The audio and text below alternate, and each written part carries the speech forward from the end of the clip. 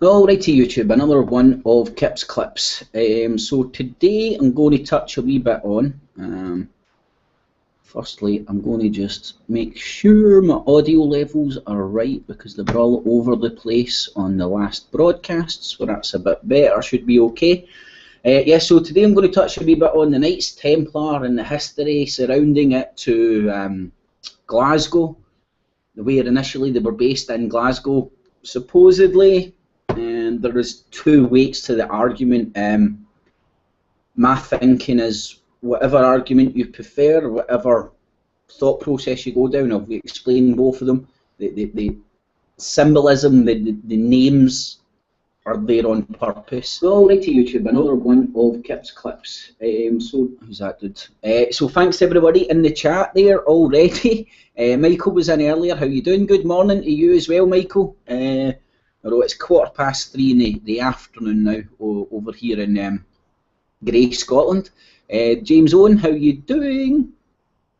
And John Menzies, how you doing, buddy? And there's Huxley Piggin again. Nice to see you, Huxley. How you doing? Yeah, I know, mate. I noticed the obligatory thumbs down before we even get started. But keep an eye on it, man. That's the last two hangouts that I've done on the channel. Received 16 thumbs down has been the record. They all come in a sort of a wee 5-minute period.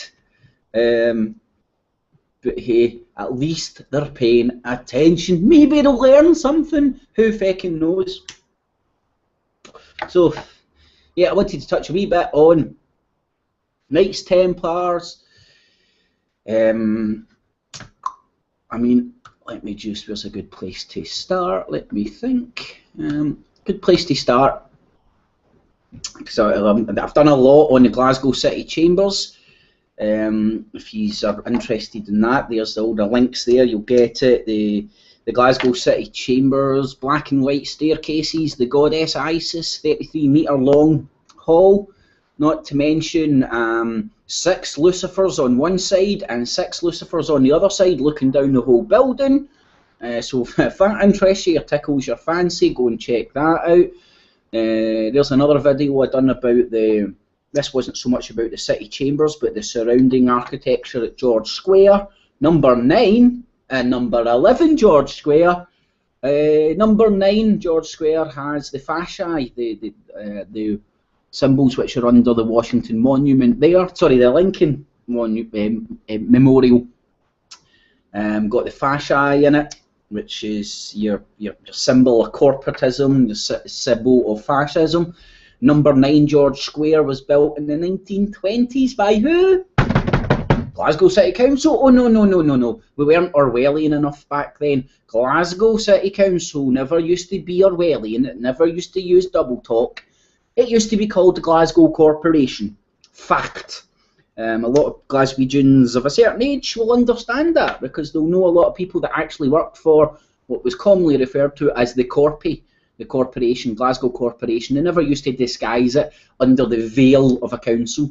But anyway, a wee bit of a sidetrack. If you want to go and check out any of that stuff, I find it fascinating. Whether you do too, who knows? Now that's with regards to the Glasgow City Chambers. I'm going to go into a wee bit more detail of the blatant, for what I can see, the obvious symbolic links between Glasgow City Chambers, who I'm going to argue was built very much by the Freemasons, and obviously Freemasons, go and research Freemasons like links to the Knights Templars, and I mean, could be here for hours if I wanted to go into all of that, but there's just a few things. Now this is only, a lot of this is only came to my attention by my inquisitive mind, by looking at the surroundings around me, and I'll go into that in a wee second. So yeah, a good place to start. There's 2.5 hours of me talking bullcrap, but it's amazing. History of the city, corruption, London, Knights Templars, Hospitallers, Jesuits, and Illuminati. If my memory serves me correct, and I hope it does, it usually doesn't, but maybe it does, I'm pretty sure on that I touched on when the Knights Templars first came to the historical records of the Knights Templar first coming into the UK England and Scotland, when they first came into the UK, England and Scotland were different kingdoms. Okay, so there's a few interesting things as well. I'd recommend the one at the top. That's got the most information on it. But I'd argue all these. There's the pyramid up at Stirling Castle. Phenomenal Stirling Castle. Stirling Castle. Very much ingrained in the history of William Wallace, Robert the Bruce. And you go to the cemetery in Stirling Castle even, and you have the pyramid. So if you want to see the pyramid of Stirling Castle, go into that link as well. A lot of good old archived videos there for you. Now, so firstly, Jesus, I'm so incognito that I'm going to have to give away not my exact address, but just sort of a location. Now, I stay in Scotstoun, not Scottstown, Scotstoun, T-O-U-N, just like Dennistoun. That's where I stay. Now, over the time when I've been looking into this stuff and that, I've always found it very funny. Just a few of the name places that are around here. Primarily being Knightswood, Dumbarton. I know, obviously, how to explain this. Dumbarton Rock. I'm going to muck this up, but you can check this out. Dumbarton was at once the seat of power in Scotland. That's where the King of Scotland used to stay. In Dumbarton. Just another wee bit of history. Dumbarton Road. Do bear in mind as well, Glasgow, second city of the empire. When the trade routes were opened up between the newly found America, apparently the newly found, we just found it, so it didn't exist until we found it. But when America came on the scene, Glasgow was, I think it was 2 weeks ahead in trade winds with the rest of Europe. So if you wanted to trade quickly with America, Glasgow was your place. And that's why it became the second city of the empire in Victorian times. Now, so let me see. Right, so you have Annesland up here. Where's Annesland? Just down the road from Annesland, you have Knightswood. Let me see if I can just get. I'm trying to find bloody better maps to show you this.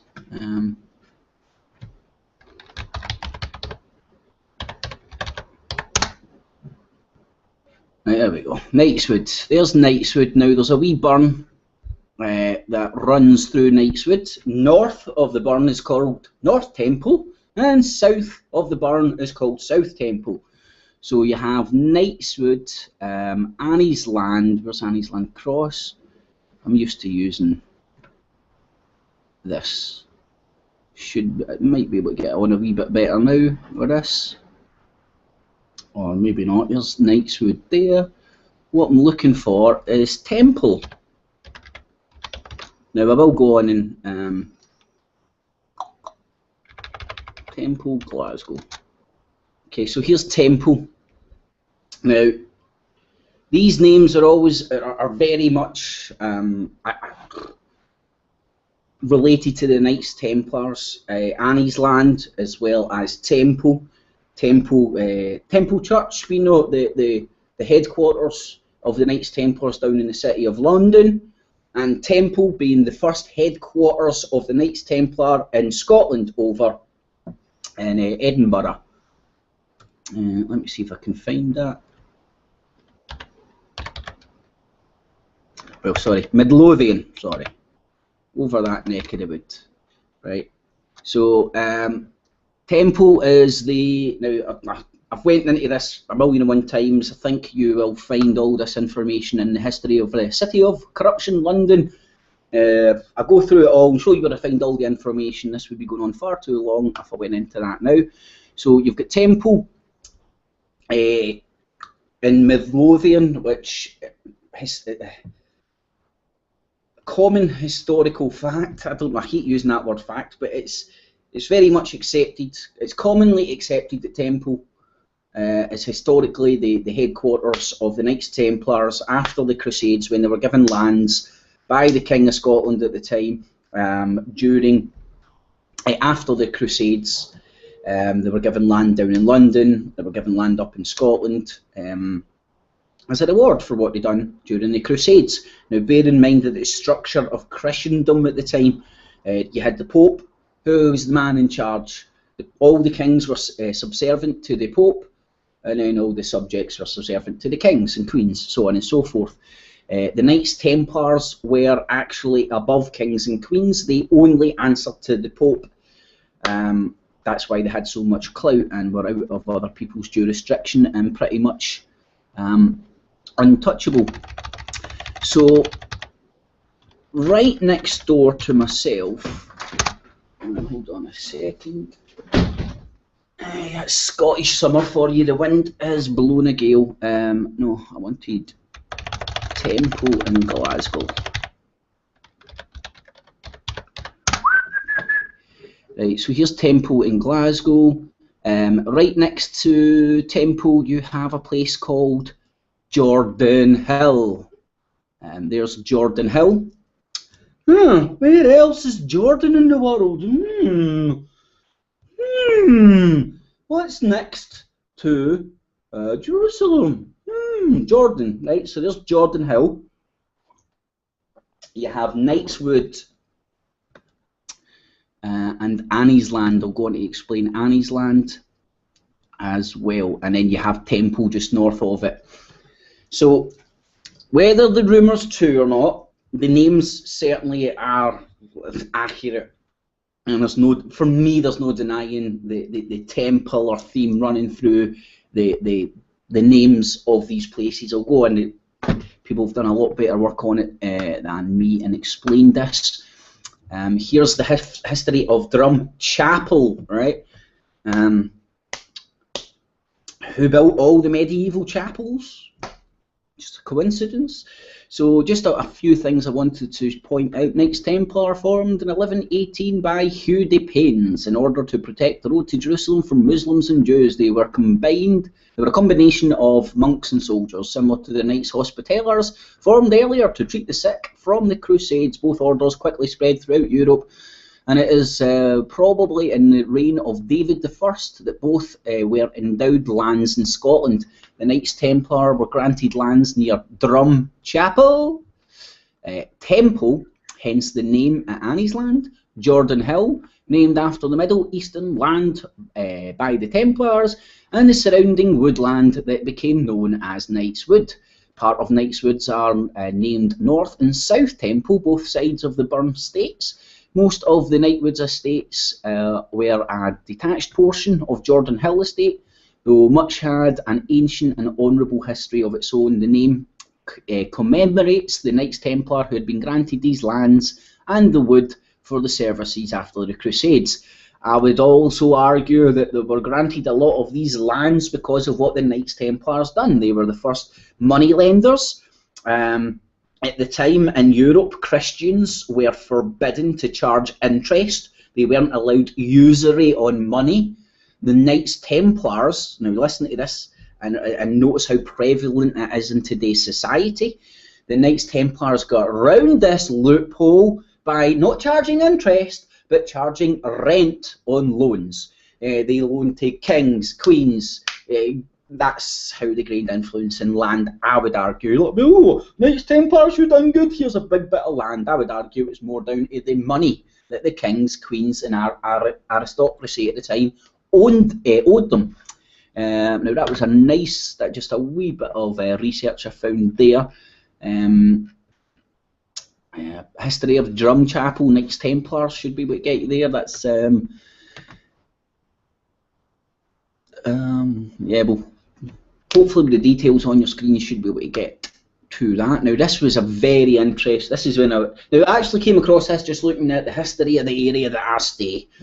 So Scotstoun is a district of Glasgow to the west of Glasgow city centre. It is bounded by Yoker to the west, Whiteinch to the east, Jordan Hill to the north and the River Clyde to the south. The areas bounding Scotstoun and beyond. Knightswood, Jordan Hill and Temple were originally lands gifted to the Crusader Knights of St John and the Knights Templar in the 12th century. The names of the district themselves are clearly Templar references. Further evidence to this can be seen in the street names of these districts. Athelstane Road, Talisman Road, Kestrel Road, etc. All names from Sir Walter Scott's Tale of the Crusaders. Now, this is what I wanted to say by there's two school of thoughts here, which I already have kind of debunked, and I'll go into that if I remember. Hold on. I better actually make a note of that, or I will forget, because I did find a very interesting map of Temple. Now, when I was researching this and stuff, a lot of the conjecture was that these lands weren't given to the Knights Templar back in their heyday, back in the 12th century, but were rather a theme used by Victorian architects and estate agencies or people that were growing Glasgow at the time, when it was the second empire of the city, second city of the empire even. Now, both to me have very strong arguments. Back in the Victorian times, masonry was very much in its heyday, and if you go and scratch under the surface about anybody who was anybody, from Robert Burns to every statue in George Square right outside City Chambers, every single one of them Masons. Every single one of them Masons. And and again, Masons aren't a secret society, they're a society with secrets, big difference. Masons love keeping records, love keeping, it's all on record, a lot of their stuff. So, one of the stories is true. Either these lands were actually given to the Templars at the same time they were given lands both in London, Edinburgh, and Europe as well, a lot of places within the continent. For me, for me, there's no denying the Temple in Midlothian was the headquarters. It's right next to, if you go and look at the Temple now, you'll find the old church. It's now derelict, but it's only a hop, skip and a jump away from Roslin Chapel, which I would argue is the more modern of the Knights Templars churches in Midlothian. So for me, it isn't a giant leap of faith to theorise that at the same time the Knights Templars were given land over in Edinburgh, they would want land over on the west coast, for very simple reasons. And all you do is need to look at a map. If you're into travelling and you want the shortest place from east to west in the United Kingdom, that would be Edinburgh to Glasgow, the central belt of Glasgow. It would be easier coming ashore, moving over to Glasgow and setting sail again, rather than have to sail all the way around the northern coast, or even worse, all the way around the southern coasts of Britain. So for me, again, this is only my conjecture, my thoughts, my feelings, what I can see. It isn't a giant leap of the imagination that the Knights Templars would have also wanted and would have been given land due to their power at the time in the west coast of Scotland as well as the east. Now, here's something I wanted to bring up. By the way, now, whether was it on this? Let me see.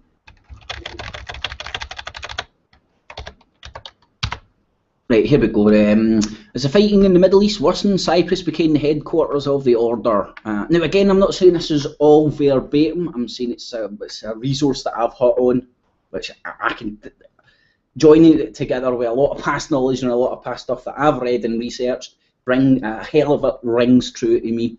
You take it, like, critically think about information I'm presenting you with here. It isn't verbatim fact.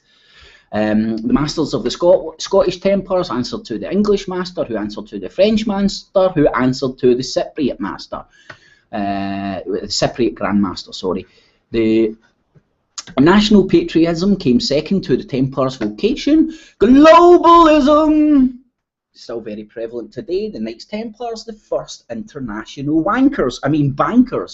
And the Templars became a wealthy international agency skilled in banking and shipbuilding.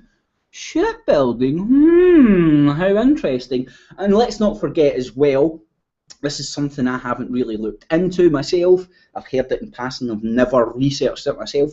There's a lot of theories out there about the Knights Templars discovering America way before Columbus.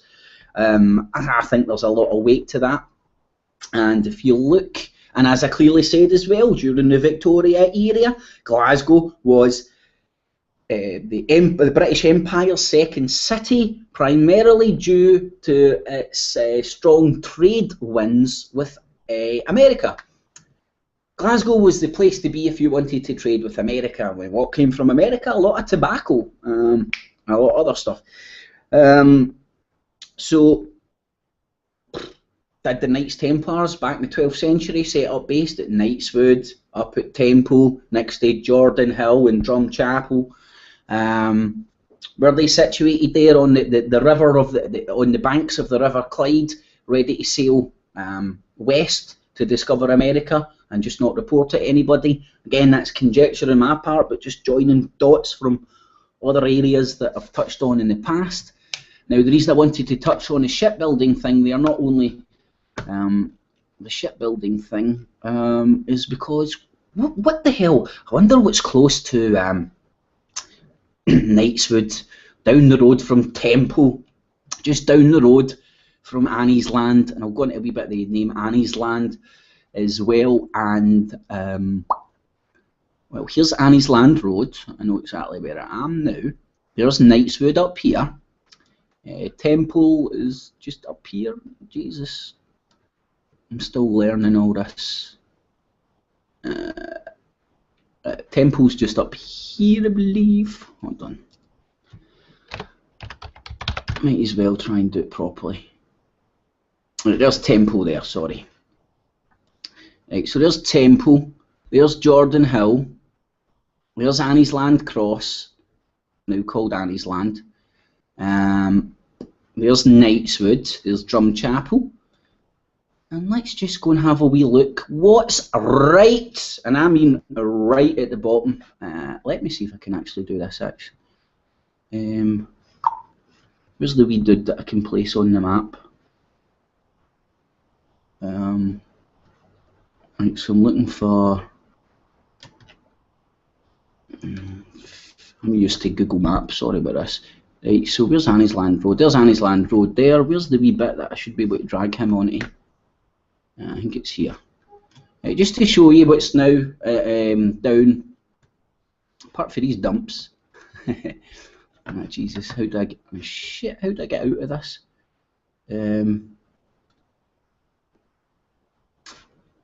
Fake. Let me see if I click on this. Faker. Well, do you know what I'm going to actually do? Close that down. I'm pretty sure I can use the screen share on my Google Earth. I find that. No, that's. Can I do a screen share on my Google Earth? Yes, I can. Right, there we go. That's better. I know where I am. I know how to work Google Earth a wee bit better. Right, so there's Jordan Hill, there's Annie's Land, there's Temple, there's Knightswood, there's Annie's Land Road coming down here by those flats.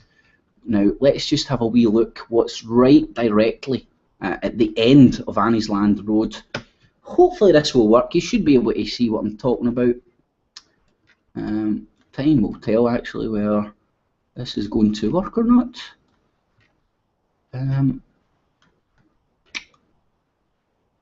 I don't know. Can you see it? Can you see where it is yet? There we go. BAE Systems. What do they build? Big Death Destroyer ships. That's so nice of them. But it's just again, just a wee coincidence that the area of Glasgow that has the Knights Templars related names is home to British aerospace engineering systems. that build big tin cans that float that kill people. Just a coincidence, nothing to see here. And do bear in mind as well that Glasgow has been historically one of the biggest shipbuilding cities in the world. Not so much nowadays, but definitely in times gone by, especially when the British Empire was in its heyday.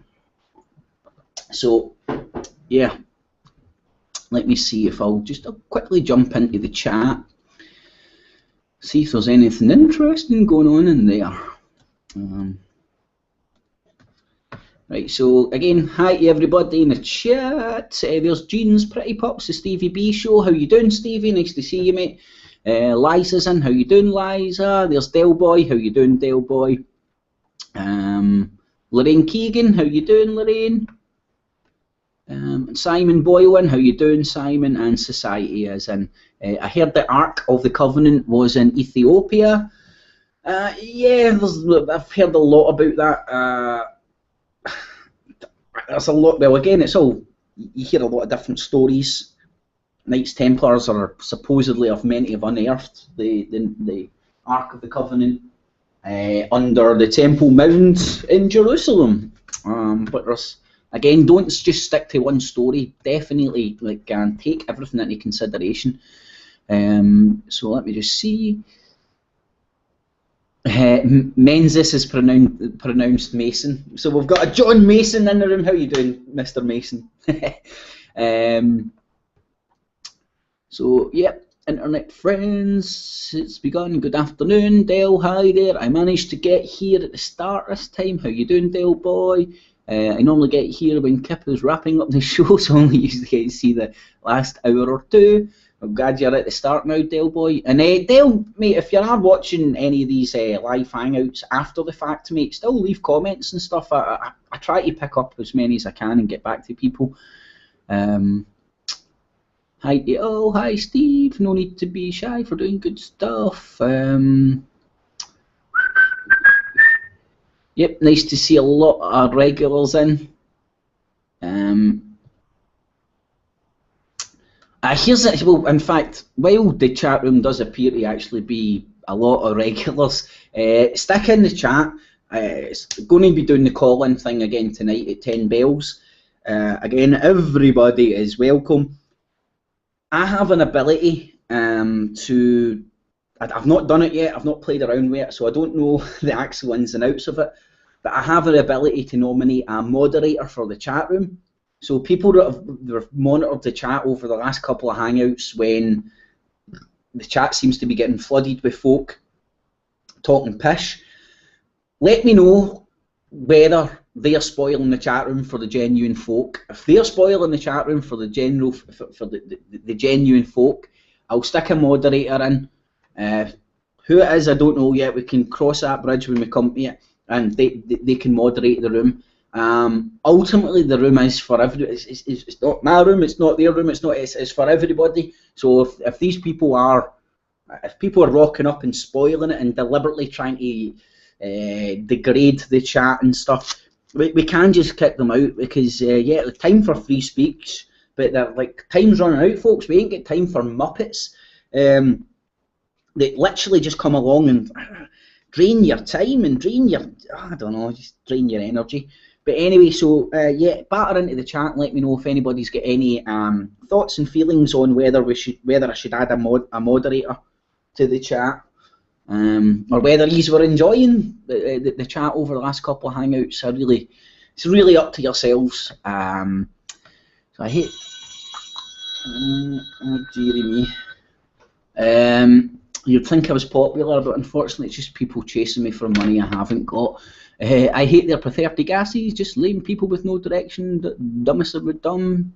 I've got to go sort out my cat, little boy. Was the Holy Grail not at Roslin at some point? Again, mate, a lot of differing stories and stuff. I would argue for people to go and check it out themselves and think. Put all the stories in your head and come up with what one you think's more likely or not. I personally think what the Knights Templars discovered underneath the Temple Mound was ancient Greek, Egyptian math books. That's what I honestly believe. Geometry, and I'll be going on to this actually when I go into the Glasgow City Chambers. Octagonal geometry. And then I'll go into squaring the circle, which takes it all back to ancient Greece, and then links in nicely to Glasgow City's Chambers octagonal room. But anyway, I won't jump too far ahead. So Lorraine's got somebody at the door. Simon Boyle. It was carried all over the world, John, as far as I can tell. Well, Simon, I definitely think there's something to.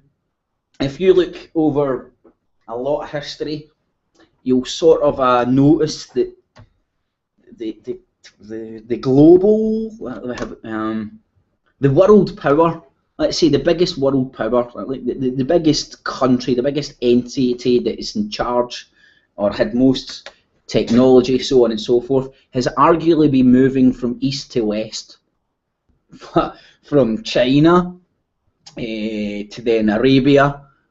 Then on, then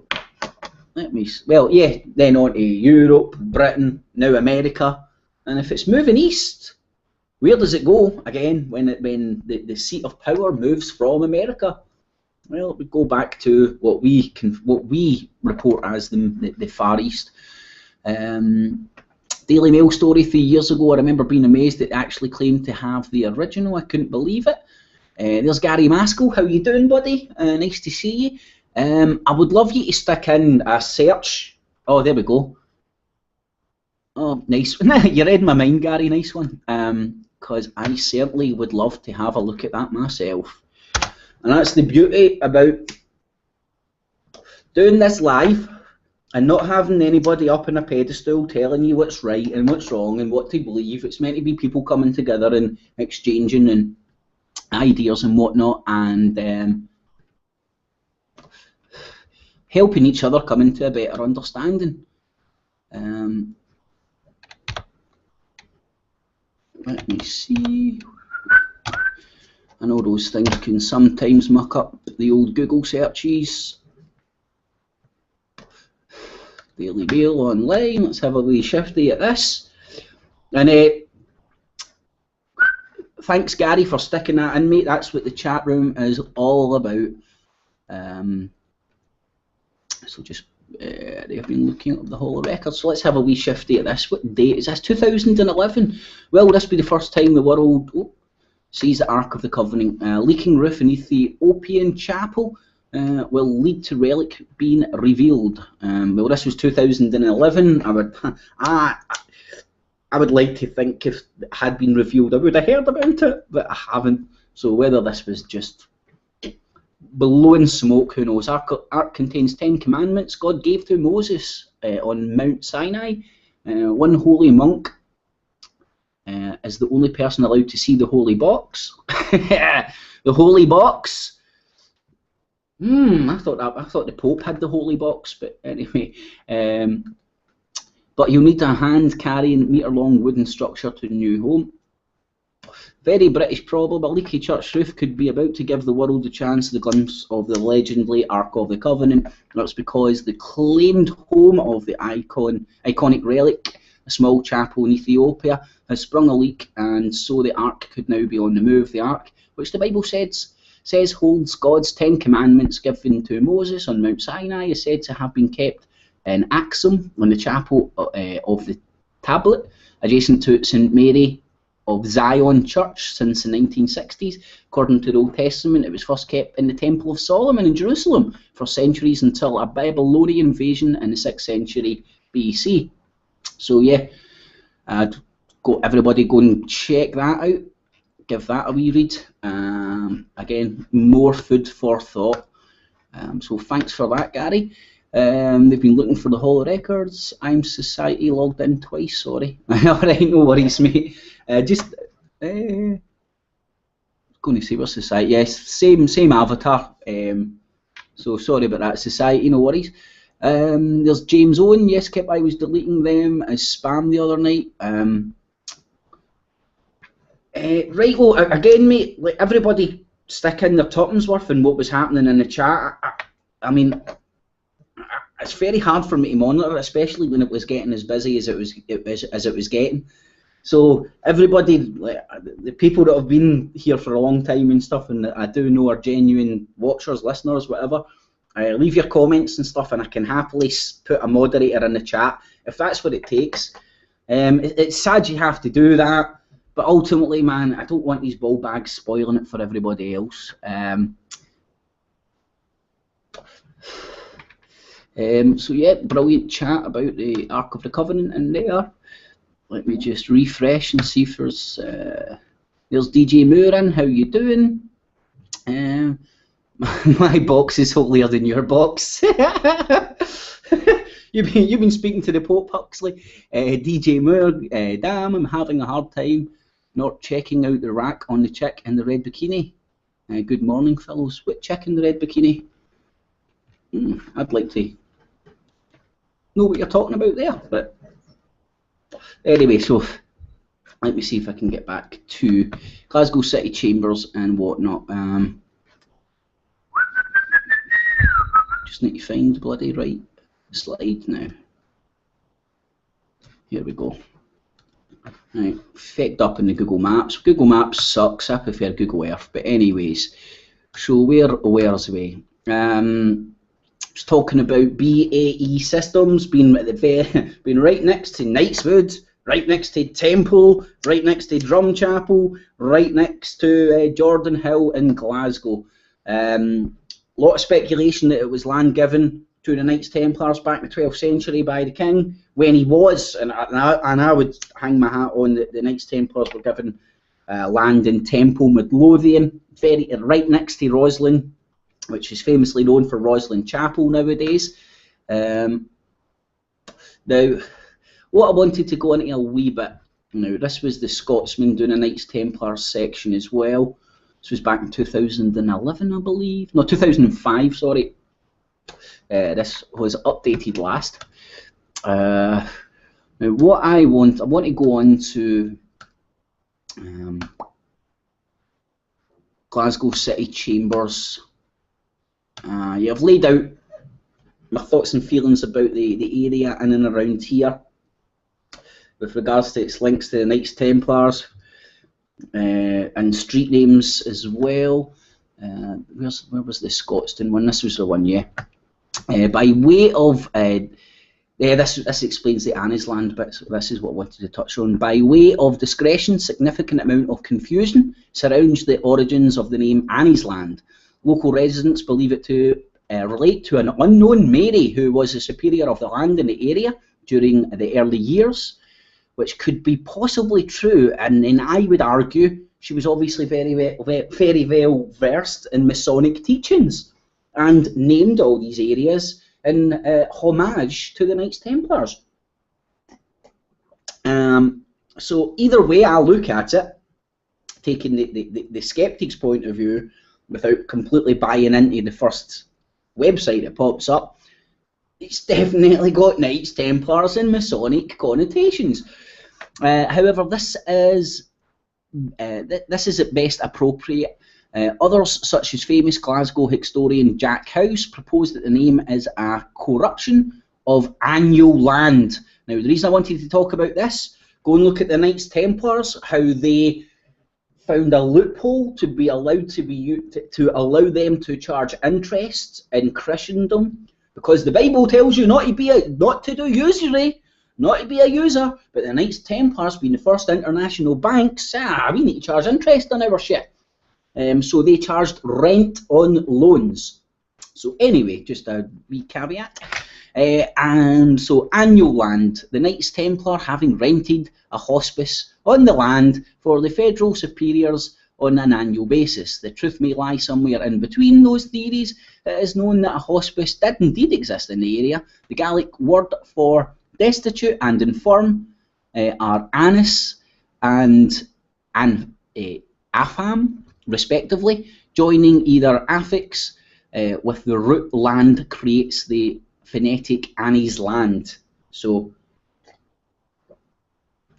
yeah, lots of stories where the name came from. And again, what's at the bottom of Annie's Land Road? British aerospace engineering, one of the biggest peddlers in the world of shit that kills people. Happy days. So the first historical documented event that took place in the area to be known as Scotstoun occurred during the middle of the 12th century.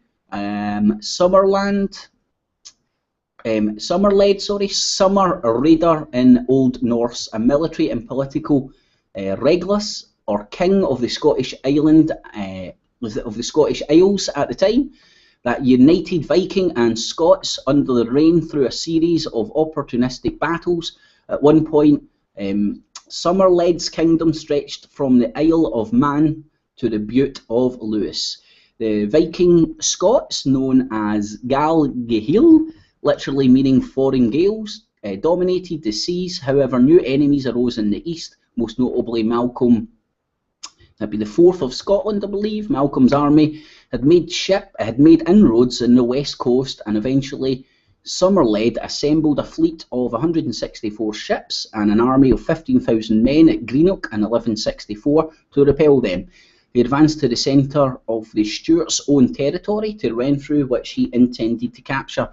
At this point, historians disagree. Some state that near Inchim, close to the site of today's Glasgow Airport, Somerled was betrayed and killed by his nephew in the pay of Malcolm IV. His army returned to their galleries and departed without engaging in a full-scale battle.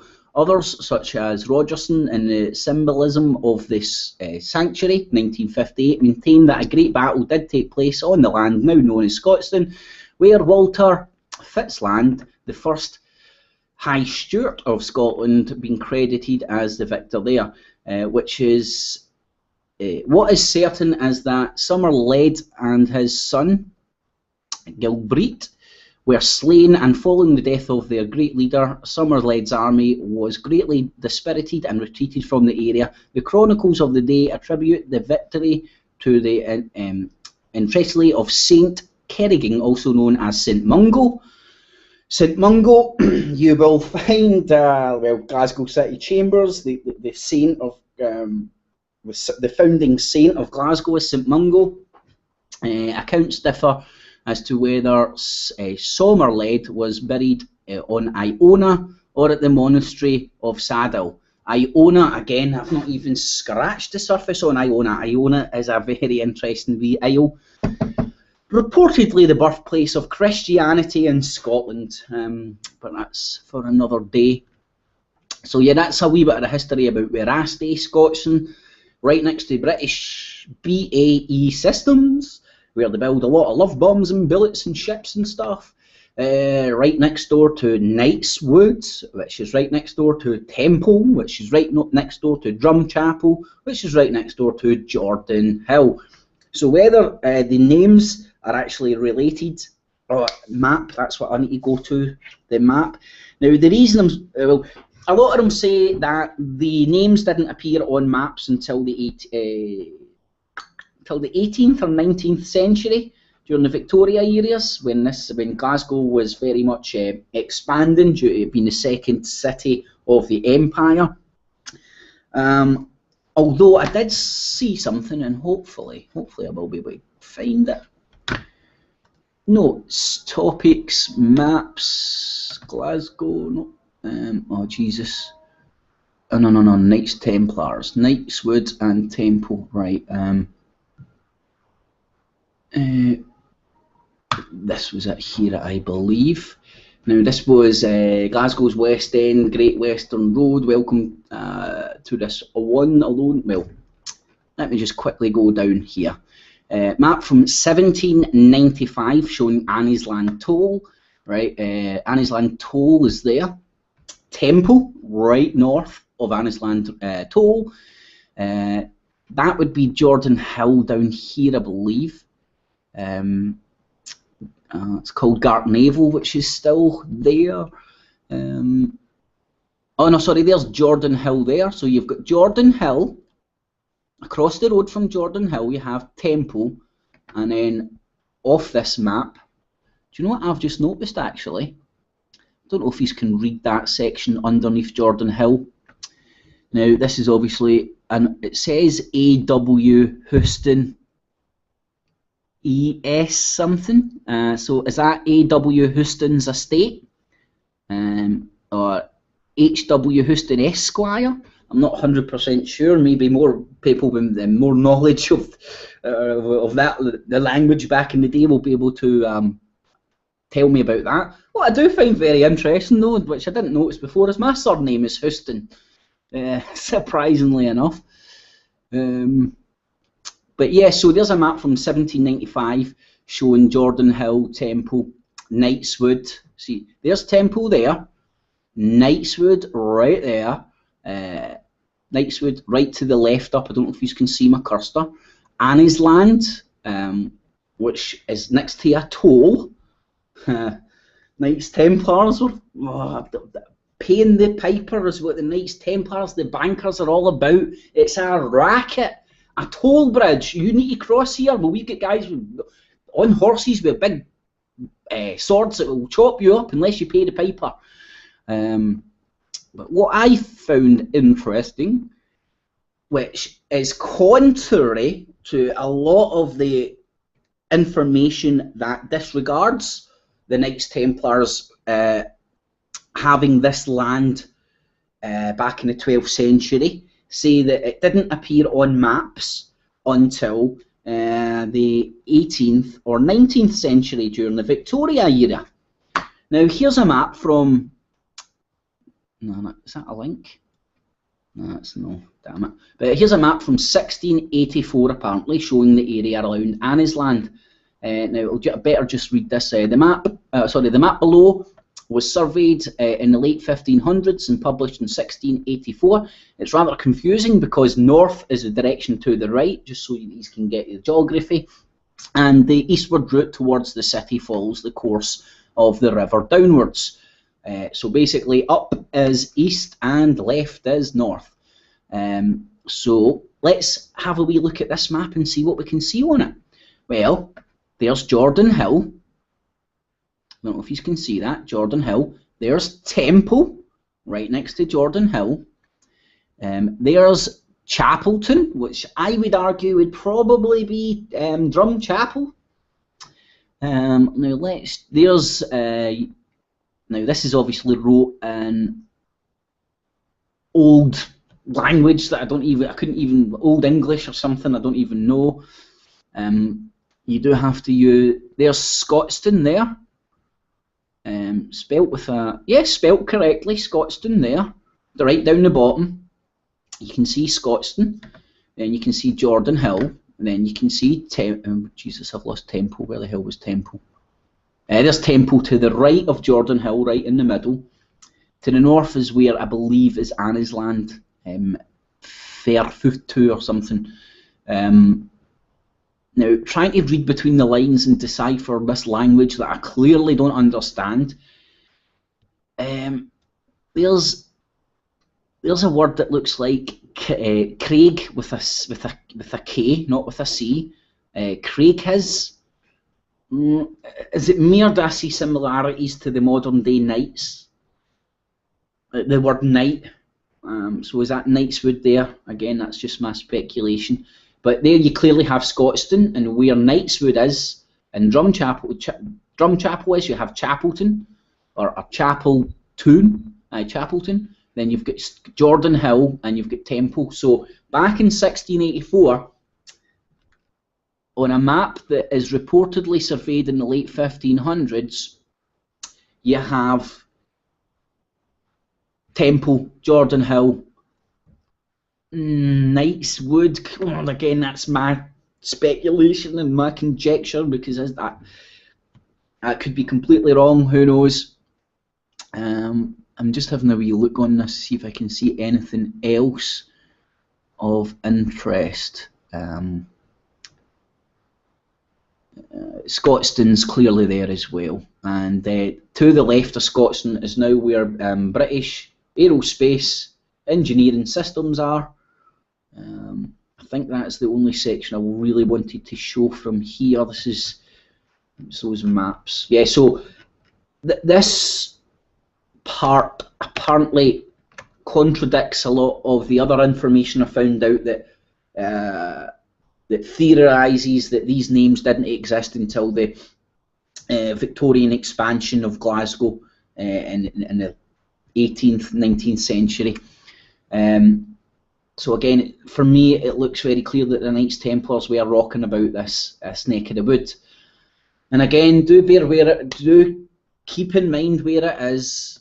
If you're into your maps and whatnot, it's a very, if you're into trading, travelling, being in very geopolitically important parts of the world, being on the west coast of Scotland, well, being in Scotland would be very important. Having a very narrow land crossing between east and west oceans. Obviously, Glasgow, famous for its shipbuilding, ports, so on and so forth. Kind of similar to London, where the ships could come inland and stay safe. So, I don't know, if you put everything together, to me it makes a lot of sense. Now, what else did I want to show you? Octagonal, that's what I wanted to try and find. So let's go to, if I can find it, I know I've got it up somewhere, or I did have it up. Yeah, here it's here. This is the section. Yeah, the octagonal geometry I wanted to talk about. Now, they were gifted lands by pious aristocrats to finance their rapidly growing order. Their wealth grew as they developed commerce interests in mines, quarries, and vineyards. Right now, just compare that to the modern day. Somebody told me the other day that the Queen is the Queen of Yellow Cake. She actually owns most of the mines in the world that produces yellow cake, which was a new bit of information to me. Who's in there raping and pillaging the mines and the natural resources of every corner of the globe? It's the international wankers. So again, this is me just drawing the similarities of years gone by into what's happening today. It's the same motherfuckers, just a different name, that are raping this planet. They had a fleet that outshined the largest state. Yeah, the Knights Templars were only second to the Pope. That's because the Pope said he was the man on earth that represented God. He was the link. He was the link in Christendom to God. He was the most holiest man alive. The kings were subservient to the Pope, but the Knights Templars were above kings and queens. But what the Knights Templars what the Knights Templar did most was build the classic round temple church, which I've touched on in very great detail in the history of corruption, London, Knights Templar. I mean, that's the kind of stuff I love watching. I wish I came across a video like that bloody 2, 3, 4, 5 years ago, man. It would have just took me to a better place a lot quicker. Jesus, yeah. Founded on octagonal geometry. Now, I'm going to try and organise these a wee bit better. Now, squaring the circle. Squaring the circle. Now, sounds very simple, squaring the circle, doesn't it? But this is the basis.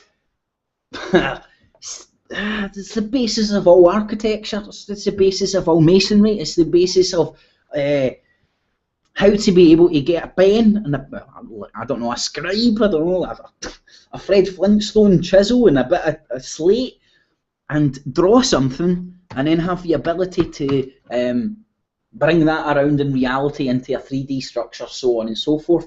Now, I touched on this a wee bit. Now, squaring the circle very much ties in with a lot of the Masonic doctrine, ties into the Knights Templars doctrine, which goes all the way back. The earliest discussion of this I can find is with Apollo in ancient Greece. Pythagoras in ancient Greece. Now,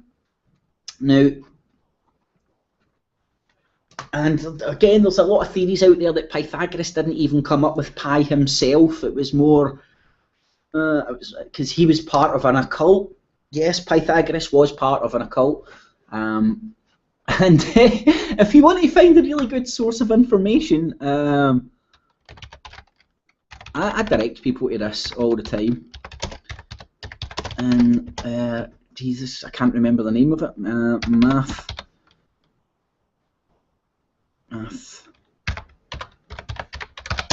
Let me see if I can find this, even with my crap spelling. Yeah, I would. Everybody, this is an amazing watch. Go and watch Donald Duck, Mathematic Land. It's amazing. Tells you about Pythagoras, and actually teaches you a wee bit about math. I mean, see this 27-minute cartoon? That will teach your children more about math than fucking. How long do you go to school now? From 5 to 18? Oh, Jesus, man, over 10 years in school. This will teach you more about mathematics in 27 minutes than your whole school career will. So, yeah. Anyway, that was another wee tangent. Where the hell was I? The octagonal geometry, squaring the circle I wanted to go to.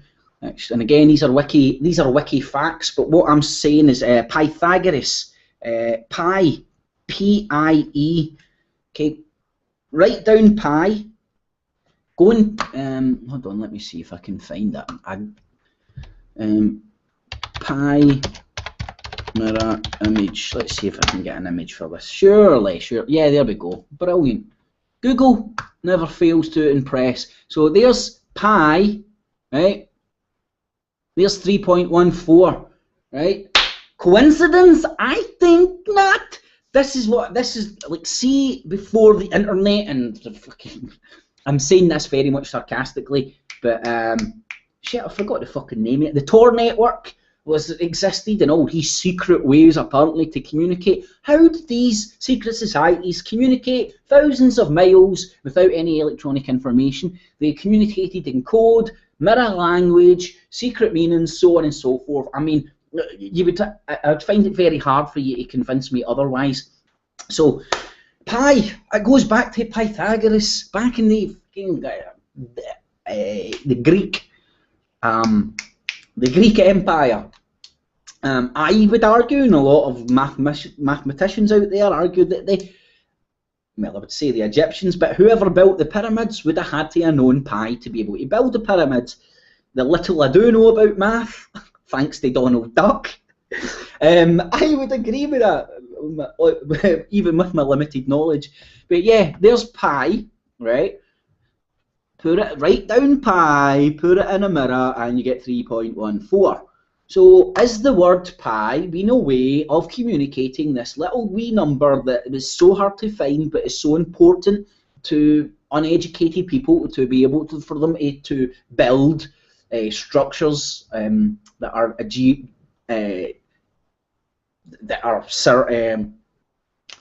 what's the word I'm looking for?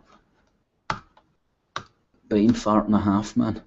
That are geometry. They are geometric. I think that's the word I'm looking for. Probably fucking that up. But anyway, octagonal geometry is the basis of all building blocks, and that's due to squaring the circle. Now let's just have a wee quick look at what squaring the circle is. Now, like if you're British, I don't know whether this is Scotland only, whether it's British or English speaking worlds only, but like when I was growing up, a common term of phrase is, you better square yourself up, right? You better square yourself up. A very common term of phrase. It's a Masonic term, and it's all related to squaring the circle, because this is the basis. You go and look at the Masonic symbol, the G in the middle is for geometry, because that's the basis of everything. Go and look at the golden ratio, so on and so forth. So geometry, a secret of life is the golden ratio. So squaring the circle is a problem proposed by ancient geometers. It is a challenge of constructing a square with the same area as a given circle by using only a five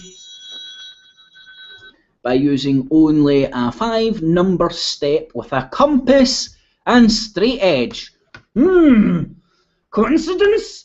I think not. What is the compass and set square, anybody, for the Masonic symbolism? Compass and straight edge.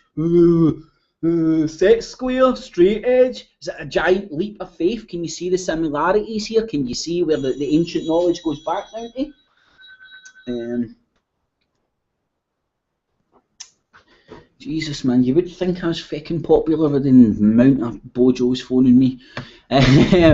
Anyway, yes, so this is me trying to tie it in all together, trying to just, I don't know, join the dots that you can see if you have a broad spectrum outlook on things. So compass and straight edge, right? So this is a problem that was proposed by ancient geometers, or whatever how you pronounce that word that I can't. And it's a problem. It's a challenge of constructing a square with the same area as a given circle by using only a finite number of steps with a compass and set square. Oh, I mean straight edge. But anyway, more abstractly and more preciously, it may be taken to ask whether specific axioms or geometry concerning the existence of lines and circles entail the existence of such a square. Let me just have a wee look here. Now, you might think, well, what's so great about squaring the circle? Well, if you look at all the geometry patterns that are common in Masonic buildings, so on and so forth, it all fits in. This is when a man with a pen and a bit of paper, obviously different tools back in the time, was able to sit down and just by using a compass and set square, were able to design all these great cathedrals, and it's all due to squaring the circle. In 1882, well, let me see. The beauty about doing this live is you can actually. Oh, that isn't what I wanted. 2 seconds. Hello. 2 seconds, people.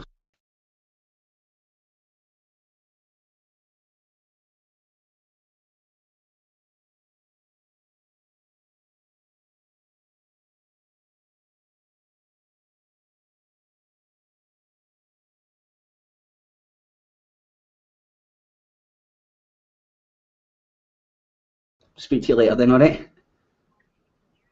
I'm phoning me back in half an hour. Sorry about that. I can't ignore I can't ignore my mother, that's for sure. Now she's made me lose my train of thought. Square in the circle. Yeah, Pythagoras, that's what I was going to do. Now, I don't know how to bloody spell Pythagoras. But Google, no.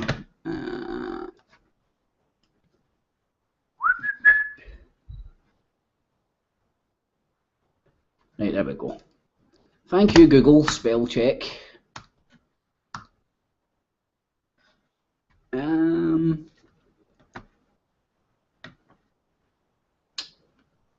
So let me just see, squared circle, squaring the circle using the Pythagorean triangle, the third step.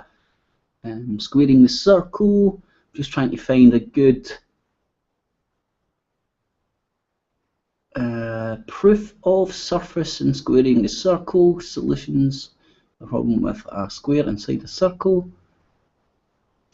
Surprising use of Pythagorean theory. Right, so let's see what that says.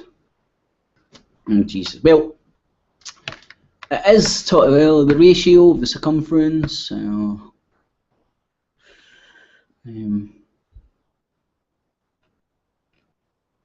Well, I should have probably brought more stuff up for this before it. I can remember touching on, I can't remember, but squaring the circle goes back to a problem that was first proposed by by Pythagoras. Let me see if it was in this. I can't remember where I bloody got the information, but anyway, in 1882, the task was proven to be impossible. Right, 1882.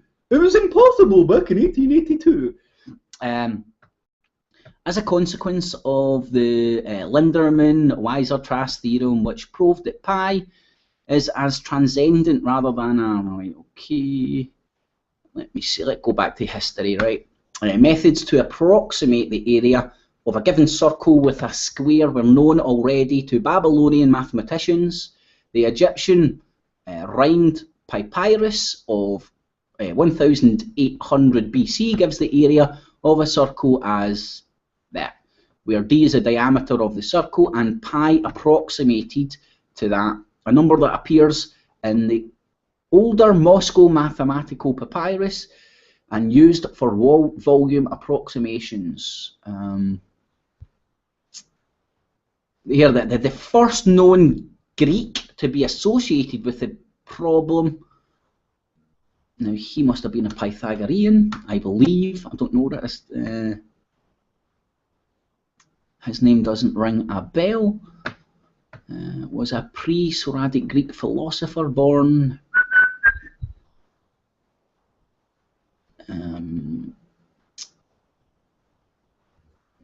just trying to get his links to Pythagoras. I really should have got some stuff up here to try and point out what I was talking about.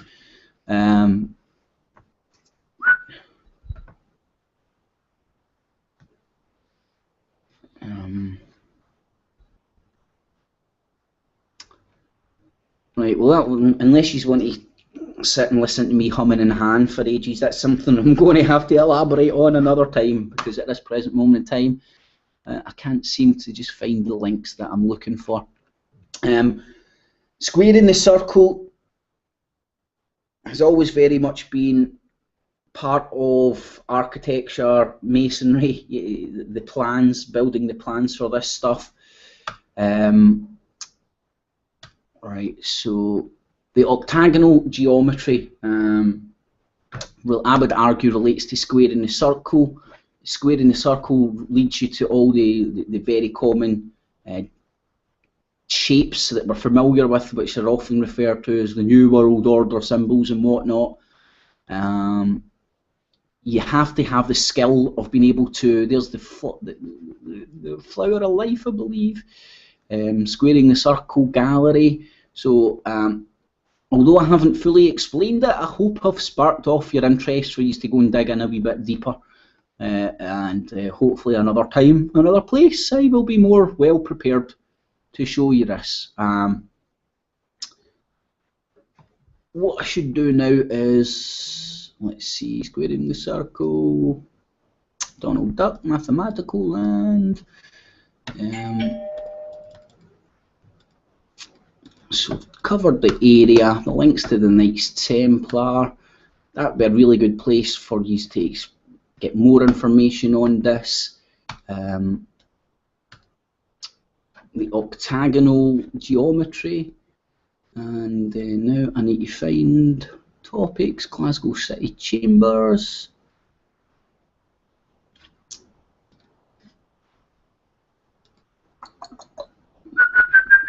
Let me see. Yeah.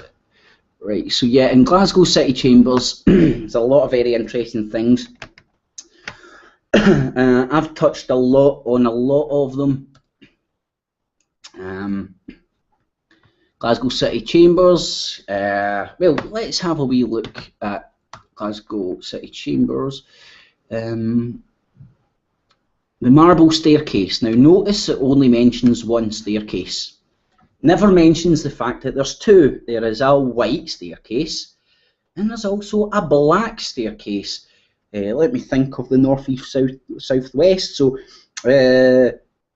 you're facing east as you enter Glasgow City Chambers. So to your north is the white one, and to your south is the black staircase as you enter.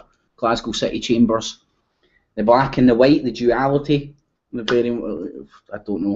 And go and try and find any information on the black marble staircase that is inside Glasgow City Chambers. I can't find anything on it. But hey, don't take my word for it. Go and you can. It's a free. Go to Glasgow City Chambers, rock up. I think it's 2:30 daily they do it, and take a tour of Glasgow City Chambers. It will blow you away. If you've got sort of a small eye for symbolism and stuff, it's all there, man. It is all there. So let's have a look at the marble staircase. The stairs are made of and surrounded by white caramel marble, but no mention of the black one, which is white with grey veins. The floors at the first and second floor are also marble. Through the third floor is made up of Vietnamese mosaic tiles, showing a wide variety of colours and designs. This is reputed to be the biggest marble staircase in the world and has been featured in many films.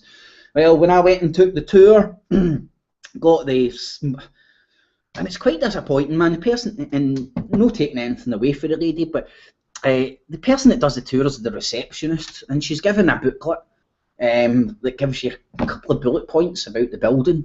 There's no really any great detail and stuff. She walks about and points, but if you can dig underneath the surface, I mean, well, let's go to one of the things that blew me away when it was coming to the Glasgow City Chambers.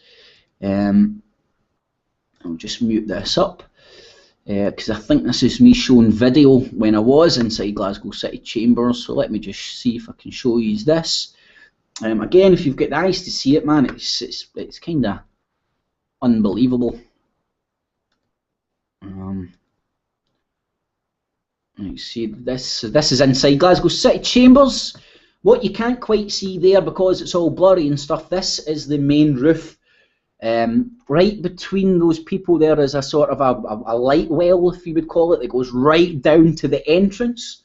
And what is above this entrance and looking down upon everybody that comes in on, let me think of the compass, so I can get. Yeah, so that would be north. So yeah, east and west. So on the east you have 6 Lucifers, and I'll go on to show you it, man. If you've got eyes to see, there is no denying this is feckin' Lucifer. 6 Lucifers on one side, 6 Lucifers on the other side. 66, the number of the fallen angel. Now that's there up there on the roof. Go and watch this video. I break it down, pause it, and then sort of show you that it is 6 one side, 6 the other side. I ain't lying, I ain't making it up. Go and take the tour. Go and count them yourself. I think that's me just counting them there. Let me see if I can get a picture, more clearer pictures of. There we go. There is Lucifer himself, the android. Pregnant number 1, got boobs number 2, just like Baphomet, horns on the head, and bloody wings. It's the fallen feckin' angel. Inside Glasgow City Chambers, 6 on one side, 6 on the other side, 66. The number of the fallen angel. Let me see. And we all know who the fallen angel is, or do we? Fallen Angel 66, go and check it out. You will find a lot of references to the number 66 being the number of the fallen angel. You'll find a lot more details than I have at the top of my head to go into just now. But again, just linking just the symbolism inside Glasgow City Chambers. Now, let me see if I can get a.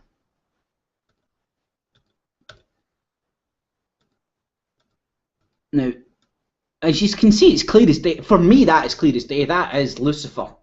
Tits, pregnant, horns on the head, which it is hard to see here, but if you watch this clip back, I'm sure. I'll just roll it on a wee bit. I know it is a bit. Let me see if there's any. Well, there's a bit of a better picture, maybe. You can see the horns. That's the gallery. Now, that's the gallery of all the Lord Provosts, which is Glasgow's version of the Lord Mayor of the City of Corruption, London. That's all the Lord Provosts of Glasgow. There's the Lucifers looking down on the gallery of all the Lord Provosts of Glasgow. This railing you see here is a light well that goes down through all the floors, right down to the entrance. As soon as you watch, though, the 6 Lucifers on one side and the 6 Lucifers on the other side are all looking down on everybody. And here's a funny one, actually. There's the Lord's Provosts. That must have been done during the age of spitting image in the UK. But look at that lovely background. I mean, it looks like he's in heaven, or does it look like he's in hell? Who knows? I'm just trying to see if I can find it. There's a clearer picture, actually. But yeah, there is a picture of Lucifer in Glasgow City Chambers at the top of the black and white staircase. The white staircase is the largest, reportedly the largest in the world, but is certainly bigger than the marble staircase that was in the Vatican in the time and creation of Glasgow City Chambers. That's the octagonal suite.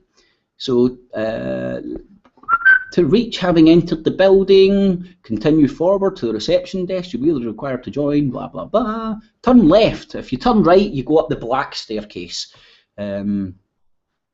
Layout from the ground floor up 20 steps. 20 steps, 12 steps. Left again. 21 steps, 13 steps. So why are they telling you how many steps it's going up? Who knows? But anyway, yeah, just a wee bit about that in the Glasgow City Chamber. Now, let's have a look at the suites or the rooms that were meant to be like functional for the corporation, the Glasgow Corporation, that was to own the citizens of Glasgow. So we have the banqueting hall. That's pretty self-explanatory. I mean, that's for banquets. The councillors' corridor. Well, that must be a corridor for councillors. The councillor chamber. Well, that's the chamber for the councillors. The mahogany room, right? It's called the mahogany room because the wood inside the room is made of mahogany. The Saintwood suite, yes, same applies. It's made. Well, let me actually see. Can I quickly do this? Because the wiki facts break this down a wee bit more.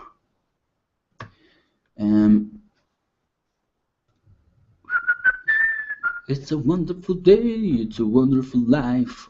Jesus, what the hell was I talking about there? And the marble staircase. No, I was going into the rooms, different rooms. Exterior, interior. Let's talk about the patron saint, St Mungo. We touched on that. The coat of arms, the bird, the tree, the bell and the fish. We'll go and run with that. Pillars of marble and granite give way to a staircase of carnite, marble, freestone. What am I looking for? The Lord Provost room. Right. Well, anyway, it goes on to explain. I can't quite find it now. That all the rooms or the suites that are inside Glasgow City Chambers are named after the wood that was used in their construction. Apart from the octagonal suite. So let's have a wee look. That's the marble staircase. Sorry about that. Octagonal suite. Having entered the building, continue forward to the reception desk. You will either be required to join one of the public tours, blah, blah, blah, turn left. Tells you how to get there. The octagonal suite is between the mahogany room and the Saintwood suite, and there is no door leading to the atrium into this room. It can only be reached via either of the above. Now,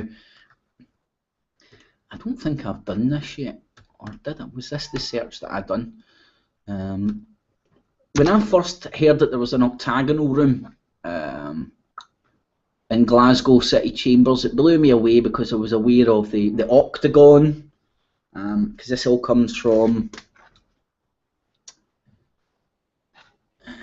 sugar.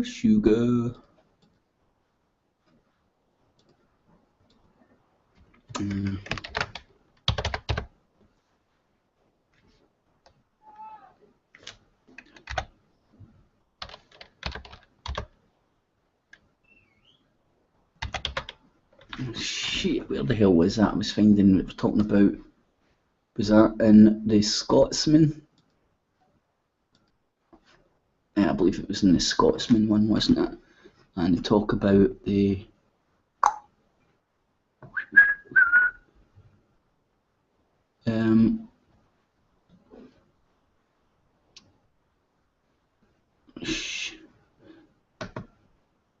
well, I showed you that, man, that the Knights Templars were part of the octagonal geometry. The octagonal geometry comes from squaring the circle, which allows people with just a pen and a paper, a compass and set square to design all these grand buildings, as long as you have the knowledge, the 3.14, the pi, which you look in the mirror, turns round into 3.14. But hey, in 1880 whatever, it was known to be impossible, but people have done it for centuries. So yeah, it blew me away with the octagonal suite. Even when I first heard about it, I knew that the connotations it had to Freemasonry, and then to the Knights Templars, and then even back to Pythagoras of the Greek Empire. So I think I've touched on most stuff that I wanted to. See, just also, yeah, I was talking about 9 and 11 George Square, which are just outside the city chambers in Glasgow. 9, 11 George Square, 9 and 11 George Square. Number 9 was built in the 1920s by the Corporation of Glasgow, and it has the exact same fasci symbols on it. Then you go to number 9 George Square, and they quite happily put on the facade of the building, the number 11 is represented by Roman numerals. And if you go and look at the Roman numerals, you would get an X and then a 1 or an I, whatever, a straight line. Now around that you have it circled, and even using modern day alphabetical, well, if you look at Fox is 666. If you use a 1 to 10 pattern with the modern day alphabet, F being the 6 number, and if you run it all down, well, let me quickly show you this. Fox 666. Yeah, I can actually show you this. Why not, man? Right, so there's Fox 666. So when you're looking at number 11 George Square, you have the O with the X inside it, which could be seen as the 66 again, which is which you have 6 Lucifers on one side in the city chambers and 6 on the other. Now, I can show you this actually. I hate bloody using. Not to mention, every single monument in George Square is a confirmed Mason. Fact, go and check it out. I've broke that down before in the past. George Square, go and look at every square in the world. Every single square in the world, anywhere. Go and look at it, you will see the Masonic symbol, Masonic architecture. But the architecture, you can trace it back further than Freemasons, but commonly known as Freemasons. So let me see if I can show you 9 and 11 George Square. So there you have Glasgow City Chambers. Let me see if I can place this wee guy on here. Nice one. This actually works. So firstly, I'll just go around the corner. I don't know how it bloody works. Shit. So the building I'm facing right now is number 9 George Square. Let's see, how the hell do you zoom in? There you zoom in. Now, there you can see the fasci. If you don't know what fasci is, type in the closest thing you can, the closest spelling you think of it, and you'll find fasci, commonly known as the symbol of fascism, corporatism. I believe that the oldest roots I can find is for ancient Rome. It comes from a torture tool, then went on to represent that as many we are stronger than one, being the bundled bunch of sticks. Sometimes it has an axe protruding from it, sometimes it doesn't. but there's no mistaking the symbolism if you know what you're looking for. So that's number 9 George Square. Now let's go and have a look at number 11 George Square. 9, 11 George Square. Just a wee coincidence again. Now let me see if I can find this. Yep, I can. This is what I'm talking about. The X and I, which Roman numerals for 11, so nothing to see here. It's just a number put on a building facade. Well, number one, why use Roman numerals? I know it's been commonly used in a lot of architecture and stuff, so maybe nothing to see here.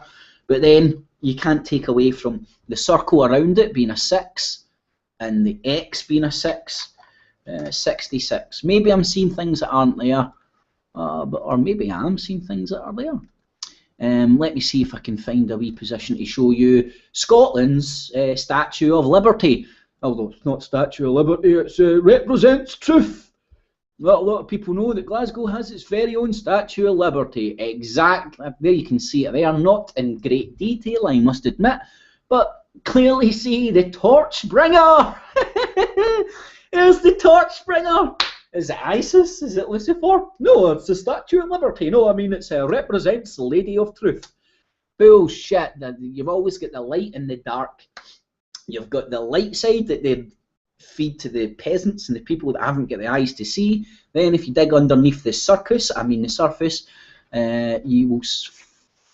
you can find out the true meaning of a lot of these things.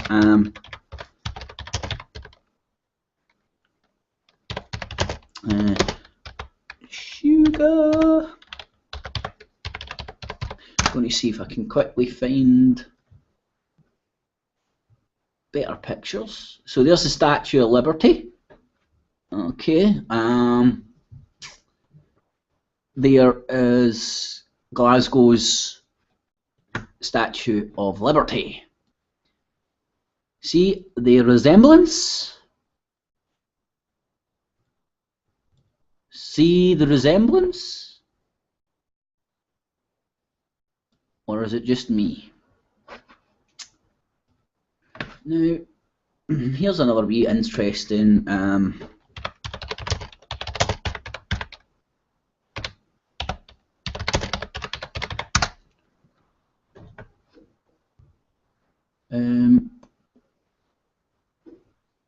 let me see what the Wikipedia I've got to say.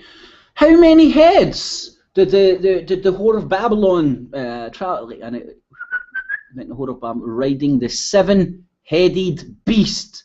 7 heads, 7 heads, 7 heads, 7 heads. Let's just think. Where can we see 7? How many spikes is coming out the head of the Statue of Liberty? Oh shit, that would be 7. That would be 7. You see, how many wee lumps and bumps is on the head? 7 again. So just a coincidence? Me thinks not. So I think I've covered all the bases. Everything that I can remember right now. If this sort of stuff interests you, go and check out some of my old stuff. I mean, I love doing that stuff. I can just walk about Glasgow and look at architecture all day long. You'll find the Illuminati, Masonic, Freemason, Knights Templar symbols at Stirling Castle. Go and check that out, man. That was back in, I've done that years ago. Yeah, so you find a lot more interesting information on my channel about that sort of stuff, if that's what tickles your fancy. Going to dip into the chat room. That's weird. Why it has... I'll worry about that later. I did set up a link for tonight's Kip's calling thing, but it seems to have disappeared. I'll deal with that later. So let me see. Oh, Gino Macarino. I'm just wanting to see what this. Oh man, Gene, you're a bum wipe. Oh, go and get your Prozac, Gene. Oh my God. Is this dickhead still in the chat? Should I experiment with adding a moderator? How the hell do I add a moderator?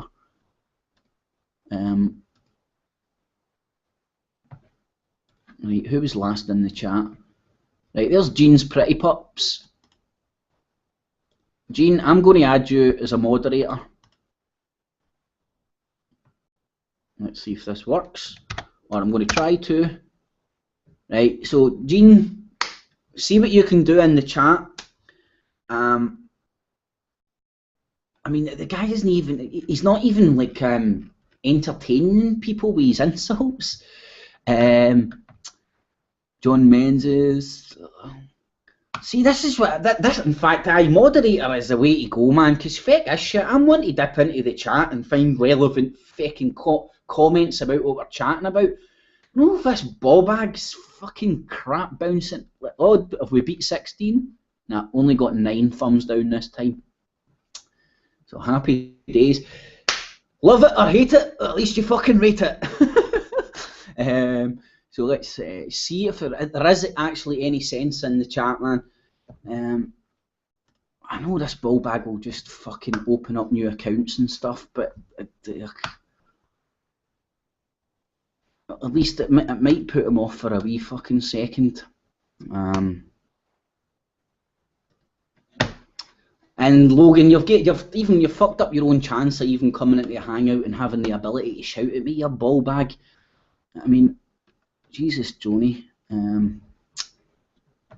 I'd advise everybody in the chat, just don't even acknowledge the dude's there, man. Flag him, Gene. You can even boot him now. I think. See if you can boot his ass out the chat. Gene, I think you'd be able to boot any other morons out there. You'll be able to find any more. You'll be able to kick any other morons that seem to pop up in the chat. And I mean, I wouldn't even have a problem if they had some sort of a like something to argue with me about, but just bum wipe. Logan, I advise you, my friend, to go and watch some Beavis and Butthead, because that seems to be the level of your comedy, my friend. So let me see, hey folks. Hi, Paul. What's a bimhole? So it's Logan Run, can't even spell. Infinite geometric progression. John Mason.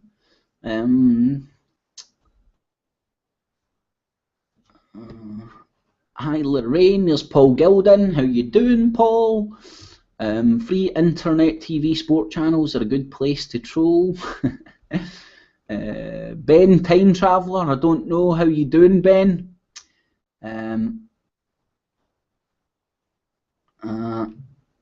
Please, somebody let me. Do you know what? I see if I've seen new names bouncing up in the chat now. It's horrible. I'm getting absolutely suspicious instead of welcoming people along. I'm wondering whether they're actually bull-bag delinquents or not.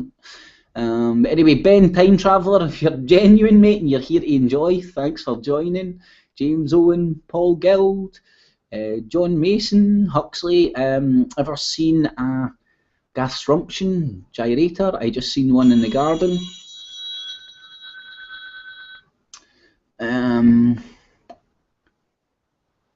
Yeah, Ben Time Traveller, I don't know, there seems to be one particular person with lots of accounts, or a sort of a wee group of idiots out there that like to come along to every hangout we do, hit and run, thumbs it down and then bolt. I don't have I mean, it's the chat I want to clean up, man. The chat room is I don't want it to get bogged down in stupid insults and people calling bum wipes and turds. Because it isn't the way forward. Logan is on a mission. Aye, that is for sure.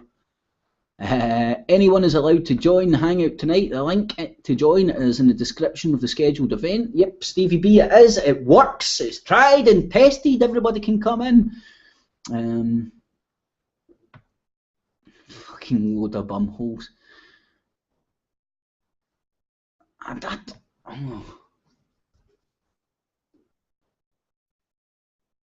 I don't know. What do you honestly do with people like that, man? Logan, Logan, I'd love to give you a swift kick to the sack, my friend. Really would, man. You don't need to be an advocate for violence to want to kick fucking arseholes in the nuts. So, yep, well, there's James saying bye to Ben. So, bye, Ben. By all accounts, it seems like you have been genuine and getting involved. Yeah, well, he's calling Logan an idiot. So, Ben, not seen you in the chat before, or maybe I have and not noticed you, so nice for you to get involved. Bright 77 and again, Logan running again. We need to see where your blinds are. What's kept trying to show is they believe in something and keep you blind to what other ways to steal your face. Later, Ben. Here's another 9/11 date, September 11th, 1857, the Mountain Meadows Massacre by Mormon saints. Well, we all know Mormons are Masons by every other account. Just go and look at their feckin' teachings. So it wouldn't surprise me, Gene, but thanks for that again. I've never checked that out. I know there's a lot of interesting 9/11 dates that pop up. Stevie B, I believe there are a lot of important days in 9/11, spot on. We Are Change Manchester's later vids, latest vid, I've not seen that yet, thanks pups. Some jokes you can. Didn't find this old joke funny. I agree with Steve, you're welcome, K9. So I don't know. See, I mean, really, there's a lot of interesting, and I have no problem with these people coming into the chat if they want to actually man up and sort of I don't know, even let's even exchange some insults, because I'm pretty sure I will be able to shoot you down. Most of the morons down out there. There's Mason County News. How you doing? Hell Wars. Nice to see you in, mate. Never seen you in the chat before. Good that you're checking it out, buddy. Banish the fool.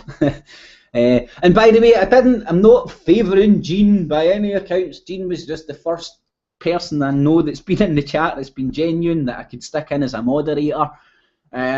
So I don't know. Leave comments about what way you want to move forward with moderators, because ultimately, man, it's making it really hard. I'm a bad reader at the best of times, and trying to dip into this chat and not take things out of context and stuff when it's just that guy's just disrupting feckin' the flow. So yeah. Stevie B show, I think you have to add a mod every time, Kip. Yeah, I think as well, Steve, I think every link I would need to add a moderator. If not, I can just go in and remove and add. I can add more than one moderator. So yeah, I know there's a lot of trusted names in the chat that I could stick in to be a moderator. I might just do that. All the familiar faces that they don't have to agree with everything that's being said. Perish the thought, but they're actually here for a genuine debate and to exchange ideas rather than call people bumholes and stuff, which seems a bit, in fact, it is retarded. It doesn't seem retarded, it is retarded. I mean, go and play with your Willy, Logan Run. It seems about your level, buddy. Thanks for your work, Kip. Appreciated from the Netherlands. Well, thanks to you, Jeff, for checking it out. There's another new name in the chat, so glad you popped along, mate, and checked it out. And just for comedy value, I will try and pronounce your surname, just for shits and giggles. Jeff Ludwig. And again, mate, I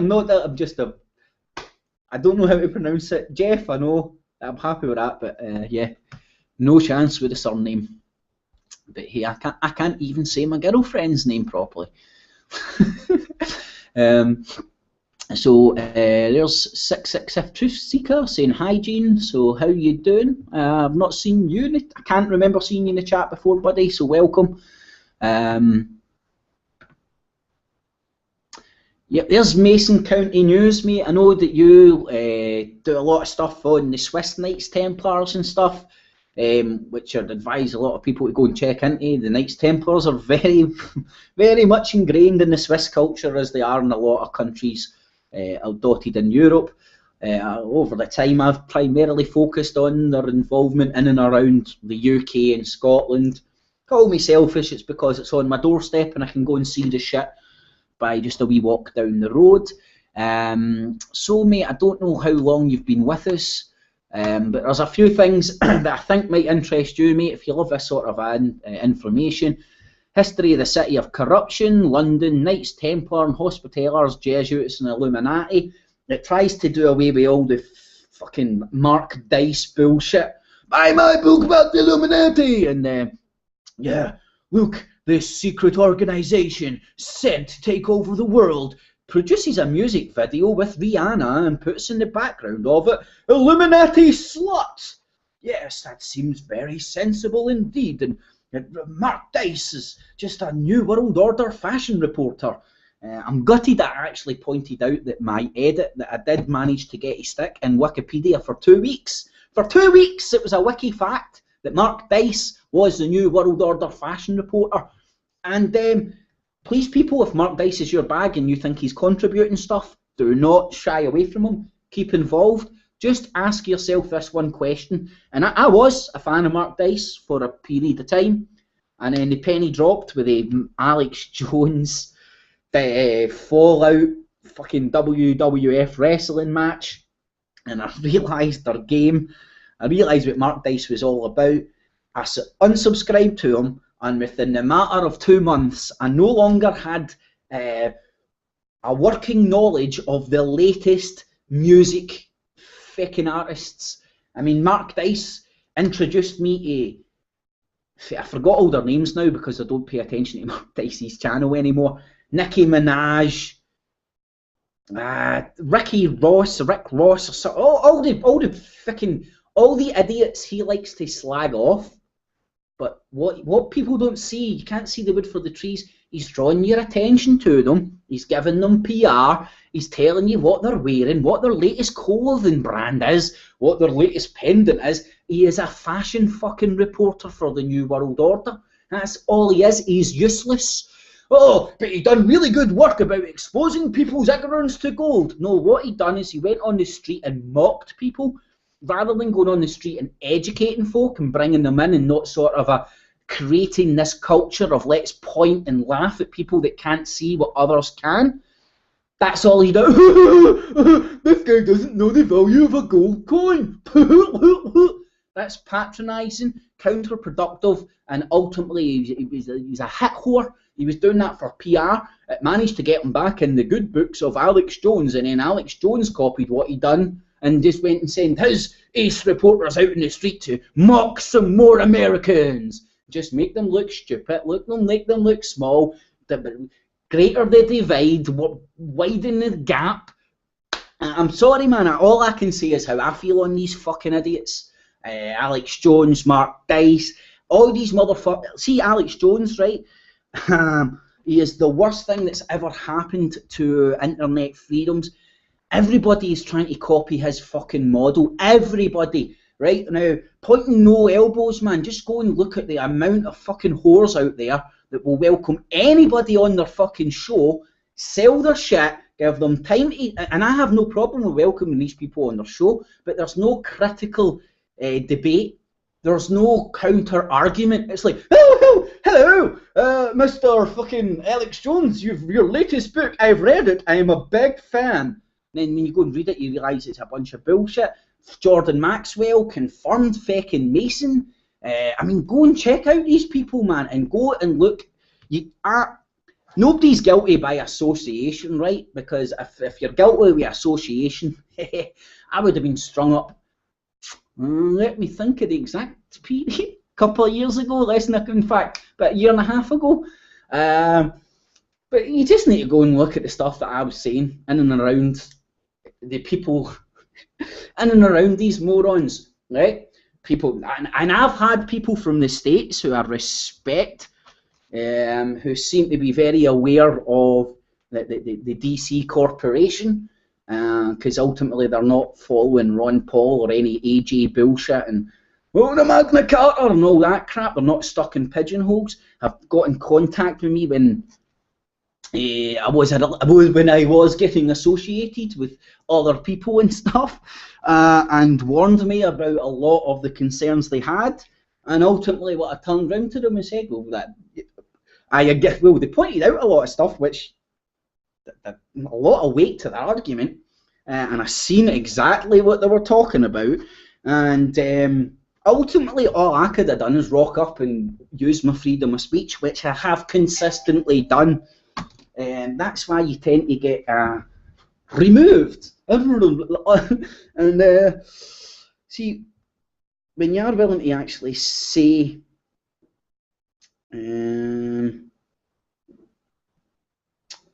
shit.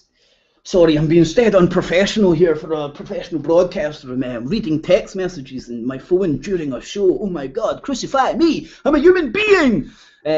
So not everybody's guilty with association, but go and look at the cock trains that are going round. Go and look at the same characters. They turn up in the same show.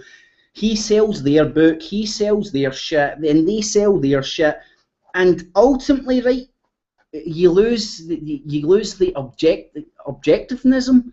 You can't say George Maxwell is a Mason and then invite him on your show because he won't turn up. You can't say X, Y, and Z about Alex Jones, UK column, so on and so forth, because they won't turn up and speak to you. So it's a control grid. I'm happy to speak to anybody, man. I mean, I would love to speak to Alex Jones, Mark Daiz, all these absolute, and I don't think I think a lot of people get mixed up with some of these will be government agents, some of them will be agents at X, Y, and Z. Some of them are just arseholes. Some of them are just dickheads. Some of them are just mass manipulators that seen there's a product there to get bought and they wanted their slice of the pie. Go and look at Mark Dais's book, The Illuminati. Go and read it. And then go and do your own research, right? Somebody told me this the other day. I don't know if it's true. I'm going to do a quick search because it would be fucking funny. Mark Daiz dating book.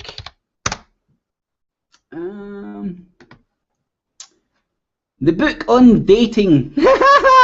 Right? This is the character of the man, right? This is the guy that's wanting to bring you the knowledge about the Illuminati. The Book of Dating by Mark Daiz. He's a sellout. He just wants paid. He's a... In fact, who knows if he's a... Well, in fact, he is a sellout because he just wants paid. He's not there to try and give you his conjecture. He's not there to have an open debate. Look at the way that he speaks to people that don't agree with him. First and foremost, go and look at the shit he's done on the street. Go and look at his dating book, and then wonder why is the guy writing it? Well, because he's fat and he's got moobs. He's a fat fuck that's got moobs. Even though I go to the gym every fucking day. Aye, right, fat ass. So Mark Daiz instills into the minds of men that, contrary to popular belief, countless beautiful girls do not have boyfriends and are in fact single and lonely. He offers numerous simple Mark Daiz, do you have a girlfriend, mate? I don't know this. I would be very interested to know. I'll hedge my bets, no. I'm hedging my bets, no. Now, I don't know. I don't think so, right? But let's see what Mark Daiz, the authority on Illuminati. Let's see what other shit he's offering up. Dating books. He offers numerous simple strategies to start conversations with girls in any situation and walk away with their phone numbers and your first date already scheduled. Right, now, this is straight out of the... Now, if you don't think Mark Daiz is a fear porn pusher, right, because he wrote a dating book and then realised, shit, I'm single, fat and ugly. Nobody's going to buy that. Fuck. But, hold on. That fat guy, Alex Jones, he's talking a load of shite, selling a lot of pish. Maybe if I write an Illuminati book, maybe they'll buy that. And it's worked. It's ultimately worked, right? On pre-date screening, as he calls it. Also learn how to subtly convey your assets, financial, social, emotional, and spiritual, to women so they know what you have to offer in a relationship. Because as Daiz says, The key is to get them to get them to want to get into your pants. They already know you want in theirs. Aside from pick-up strategies, you also discover how to ensure that your relationship has what it takes for long success. Now, I need to say this was thanks to Peter. I think it was Peter. If it was somebody else, I'm sorry. It was Peter. The regular hangouts from the Not the No Agenda show and stuff. It was him that pointed me in the direction of this. So next time you're thinking of using Mark Daiz as an authority on fucking anything, right? Go and ask him if he's got a girlfriend first and foremost, and then and just listen to this guy. The key is to get them to want to get into your pants. That's bad fucking grammar first and foremost, and that is coming from me. That says something that they already know they want to. All right. So there's your authority on the Illuminati. Mark Daiz, also dating extraordinaire. Yeah, so aye, that's what I wanted to touch on. So let's have a wee other bounce into the chat.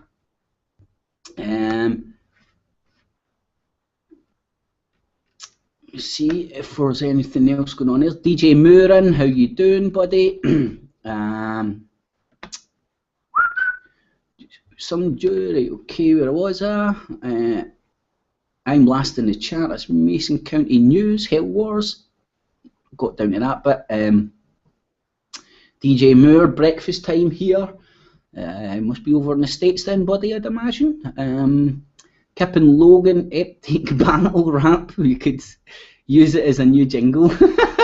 Well, we've always said anybody that wants to contribute to these hangouts in any way, man, like, rip it, jingle it, send it through to us, man. Get in contact somehow, some way, and we'll sort it out. Stevie B, think you can add names without a link somewhere in your community pages? I think that's in, Stevie B talking about the moderators. It's a sad day when you do need to put moderators in, but like ultimately nobody will get blocked if they're genuine. Even if you're just presenting, if you disagree with everything they say, if you want to come in here and say Jesus, you are Jesus Christ, feel free. Just don't detract from the stuff that we're trying to talk about, man, because ultimately I'm fucking pish sick of the chat being fecked up with idiots like that, man. How you doing, Truth Seeker? 666. Right, go and phone your ma. I may need to go and phone my ma, that's right. Double whammy, catch you later, Simon. There's Simon, see you later, Simon. And I probably missed him with the amount of stuff I was talking about. Mark Daiz. I found one that does a great job on that, DJ. Now we are on. Daiz only shows the worst side of American culture. Very right, mate. Now I subscribe to the fact that America's. I'm using biblical terms here, but I'm using them loosely, okay? But I do believe America is getting set up to be the great Satan. Ultimately, just the absolute prick of the world. Talking about myself before I actually started broadening my horizons in the wee sort of a UK bubble that I was brought up in. A very common perception is, oh, look at that dumb American, the dumb hillbilly, just wants to go out and shoot people and stuff. But through interacting with a lot of Americans through my YouTube and whatnot, I've found that is not the case. Again, you get dickheads in every country, you get morons in every country, you get God freaks, Illuminati freaks, all sort of freaks in every single country, and it's propaganda. You can demonize any country by selectively picking out character traits of a particular people and presenting them as the general public of a country. So yeah, very spot on. Mark Daiz is a ball bag. I'm off on holidays for a few days. Well done, Lorraine. Hope you enjoy it. I'll be checking in whenever I can. Hope everyone has a smooth and wonderful week. You too, Lorraine. I hope you enjoy your holiday. If you haven't already, why don't you tell us in the chat where you're off to, and then you can tell us about it when you come back, Lorraine. Perfect description of Mark Daiz, mate. I don't know if you're referring to the New World Order fashion reporter. I coined that a very long time ago, man. Let me see if I can find it. And it was a wiki fact. I did manage to sneak it on the wiki fact for 2 weeks before I was on a radio network and mentioned it. Then it seemed to disappear from the wiki page. But aye. Oh, well, I need to put in Mark Daiz. That would probably help. Shit, why the fuck's that shit coming under Mark Daiz? That is not a good sign.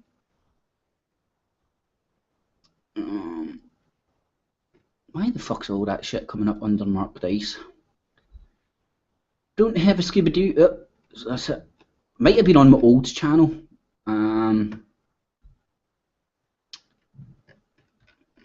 Jesus, let me... Mark Daiz, New World Order. Fake. No help much.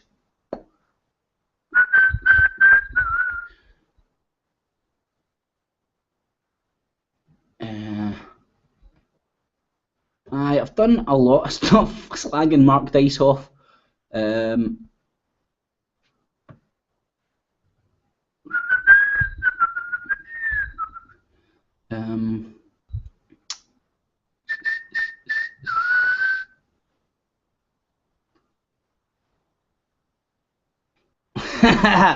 Oh, I just realised, yeah, I was at the Smashing Pumpkins concert and Billy Corgan, and I need to say I'm not a fan of theirs, by the way. I was dragged there by my missus. It's an alright concert, to be honest, but I'm not a fan of theirs. But anyway, he started talking about his Scottish roots, and I can't even remember what the hell he said, talking about Scottish and Roman stuff. And I thought it was only fair that I corrected him on his history, because he did make a mistake. But anyway, oh shit. Right, hold on. This isn't going well. Daiz, New World Order, Fashion Reporter. This shoot. There we go. Mark Daiz, New World Order, Illuminati Fashion Reporter. What is he good for? I can't even really remember. This was in and around different setup then. As you can see, I was still subscribed to Mark Daiz in the day. I actually think this was the video I unsubscribed to him. Hell Wars, if you want to go and check it out, I think you'll get a few shits and giggles for that as well, buddy. It's a wonderful life, it's a wonderful day. Right, let's dip back into the chat. His name on YouTube is Guru. Out of context, Gene, I'm not sure. Can anyone understand Bright 77? We Are Change showed me Sean. Guru, Dr. Sam Horst knows what's going on. I highly suggest everyone watch his work. Check that stuff out. I love his... I'm subbed already, Gene. Stevie B, I agree on AJ. Kept my shows, try to show both sides of our opinion. And I certainly admit I got something wrong. AJ is very one-sided, and still, yeah, I know. I mean, that's what I'm talking about here. That nobody, like, this isn't a one-man band. It isn't a one-person show where that person sits up and tells you the truth. That's just patronising as fuck. That's like kind of say, well, you peasants watching this video, you don't have a clue, which is not true, man. It's meant to be coming together and exchanging ideas. Certainly people disagree by all means, man. Exchange ideas. I just don't want people exchanging insults. It detracts from actually getting anywhere productive. John Mason got to go. See you later, John. Sorry, I know. Sorry, man. These do go on a wee bit. Sometimes I do rattle on. I know. I know I can talk. Yeah, Bright. I'm trying to decipher what you're saying there, but yeah, the Knights Templars created the Magna. Well, Knights Templars are very much linked to the creation of the Magna Carta. Go and study the Magna Carta a wee bit more carefully before jumping behind it and thinking it's the Holy Grail, because the Magna Carta was probably the first magic trick that said, oh hey, nobody is above the law, nobody is above the bar, right? Because above the law sounds good, doesn't it? But it isn't above common law. It means that everybody is subservient to the bar, including kings and popes. So yeah, go and check that in a wee bit more detail. Jones' great-great-great-granddaddy was a Freemason, Anson Jones, President of the Republic of Texas. Well, again, mate, like I've seen that muted a lot of times. Whether Alex Jones is a Mason or not, I do not know. Again, you can't be guilty with association. Again, if I was guilty with association, my dad was a Mason. My dad was a Freemason. In the central belt of Glasgow, that is nothing strange. Since I've started speaking about this stuff, it's been pointed out to me that I've got a lot of other family members that have been Freemasons. My granda's brother, who recently passed away, was not a grandmaster. He was a master mason. I can't remember. He was the head of a lodge. I think that'd make him a master, not a grandmaster. But Alex Jones, Mason or no Mason, the guy's a ball bag, man. I don't know.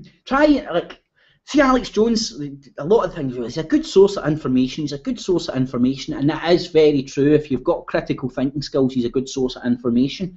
But see Alex Jones and InfoWars, and I'll categorically say this because I've done it myself. See, with a wee bit of time and effort, one individual can do exactly what InfoWars is doing. Maybe you'll miss a few stories that they are because they have a lot more people working behind them and stuff. InfoWars is a parrot repeater. It very rarely comes up with original content, very quickly jumps on the bandwagon of anything. Let's use the Mark Daiz, let's go and patronise people video as an example. Look at his trying to say that he predicted 9/11. And Osama bin Laden stuff. I mean, that's just laughable of anybody that's went and checked out Bill Cooper's work. I'm not here to make any friends, man. I probably say things that upset every camp out there. In the past, I have been the only one that can turn up to. Well, I went to an anti-fascist campaign, and I wanted to protest both sides because they were both being fucking idiots to each other. Let's ban that mob over there. No, let's ban this mob. No, let's ban that mob.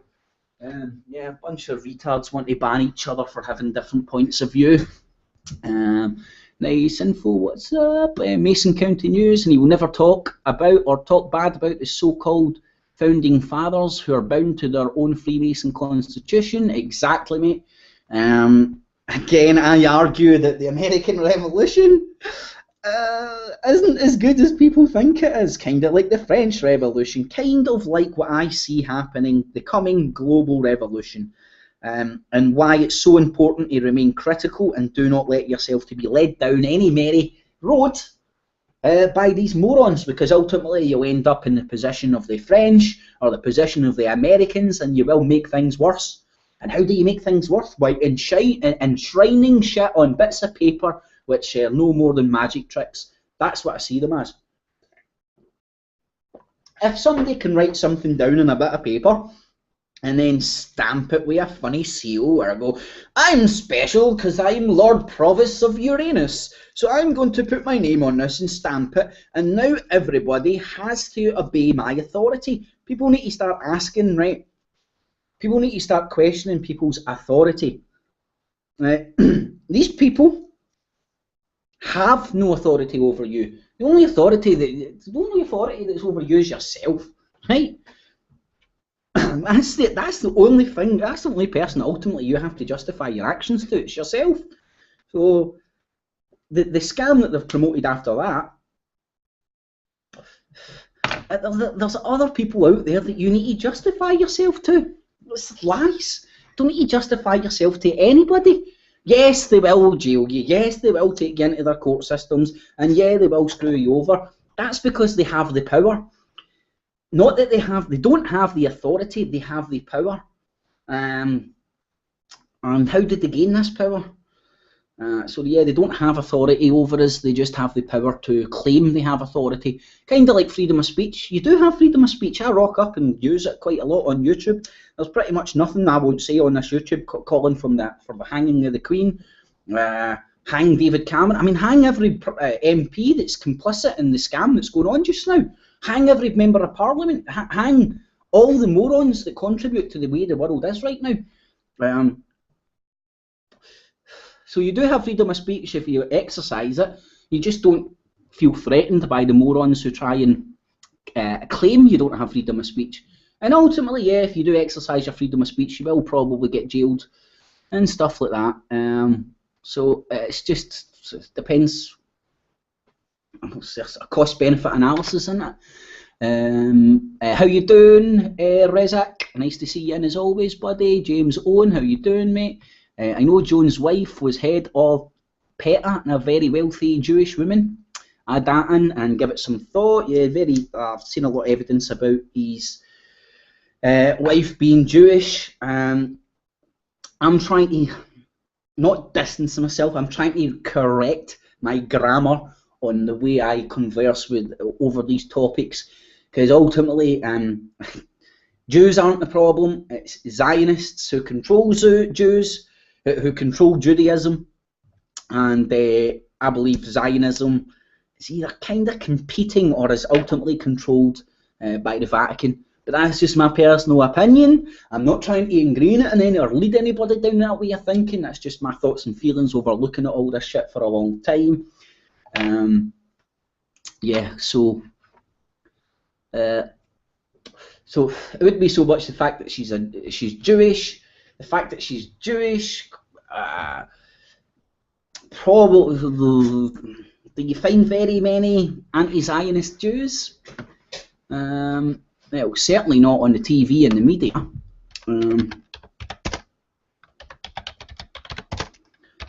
But they are out there, and they do protest and stuff. And I know a lot of people that focus on that it's the Jews, it's the Jews, it's the Jews, it's the Jews. Will come back and say that I'm disinformation, I'm trying to lead people away. Nah, Zionism's part of the problem. Ultimately, I believe there's other people in control over Zionism. We're talking about the Knights Templars. The Knights Templars exist in everything but name, right? They just rebrand. Look at ISIS, now it's IS or ISIL. They just rebrand. So the Knights Templars has done over the years. First they rebranded to the Knights Hospitallers, who have ultimately rebranded to the Knights of Malta. Same fucking cabal. But yeah, you do get some anti-Zionist Jews out there. I so agree with Kip about the Zionists. Cheers, Liza. I can't. Bright 77's putting that. Let me see if I can get his channel up. This guy does a lot of good stuff on the Knights Templars in Switzerland. Again, just to be objective, right? And I'm just putting this out here because I'm. Let me see if I can. There's the guy's channel there. So anybody wants to go and check out this guy's work, I love a lot of his stuff that he does. For the interest of balance and to try and be objective, the Germans hate the Swiss, and I believe he is German. Whether that affects any of his research or what have you, I'll let you be the judge. I just want to put that wee caveat out there.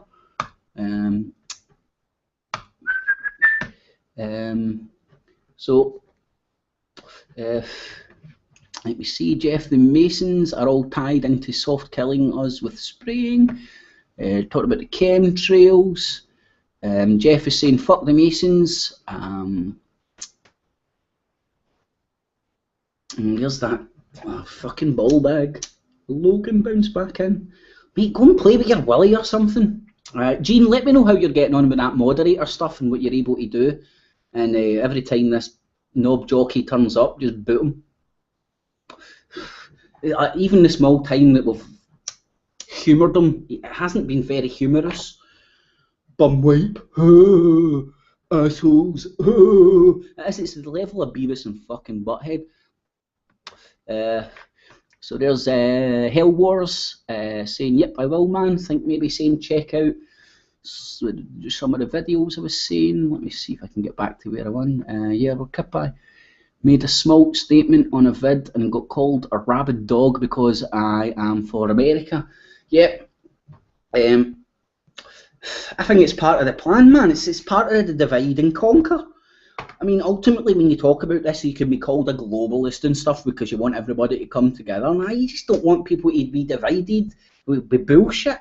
Why divide people over bullshit? Divide people over things that matter, right? Here's a country here, here's a country there, right?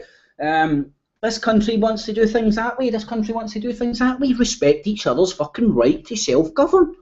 Right? And don't be going, well, we don't do that in this country, so they shouldn't do that in this country. So now we're going to go and bomb the shit out of them and kill lots of women and children because they aren't sending women to schools. And again, it isn't because I'm against women getting educated. I think nowadays, the longer you stay out of school, the more educated you are.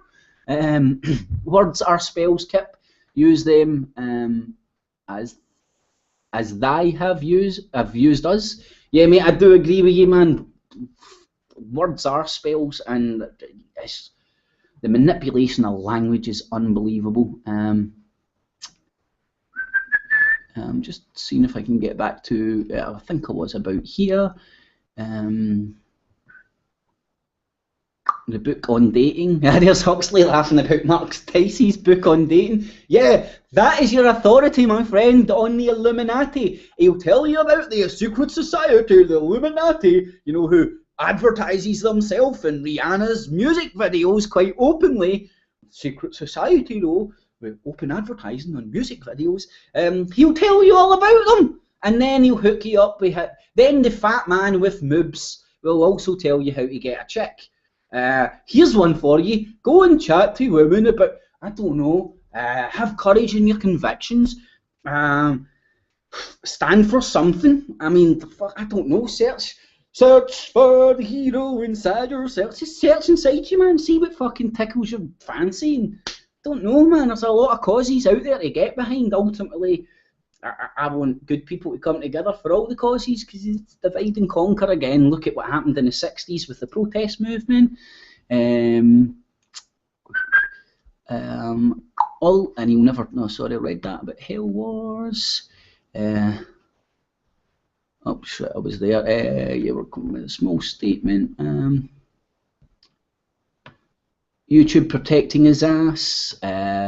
Who was that, Gene? I'm over here too. I've watched a few of Kip's hangouts and always had fun. Yeah, cheers, DJ Moore, mate.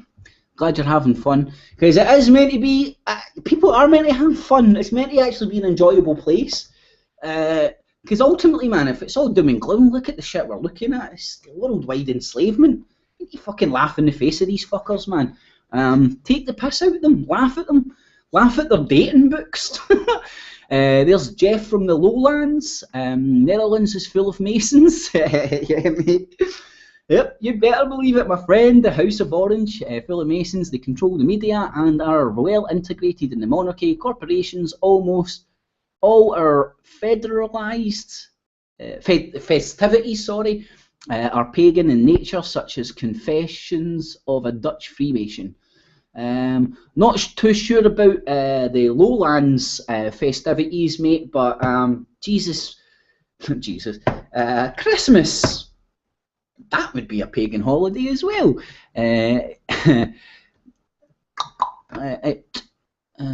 I should have knew better. It was RT vid. Yep, I will, man. Oh shit, got there. I blow RT up. I am shocked they haven't awarded me their most devoted troll. Do you go over and pound RT, DJ Mayor? Good stuff. Those that know me know I hammer any news pretty good. Octagon Masons, I've seen this one. Bright, go down to Octagon Rabbit Hole. I have never hit as many dead ends I have with them. It is frustrating, but once you hit the jackpot, it's on. There's Jeff, fuck the Masons, though focus on g.u.n.n engineering is much greater and a direct threat to us all. Check out g.u.n.n Engineering Watch, so go and check that out, people.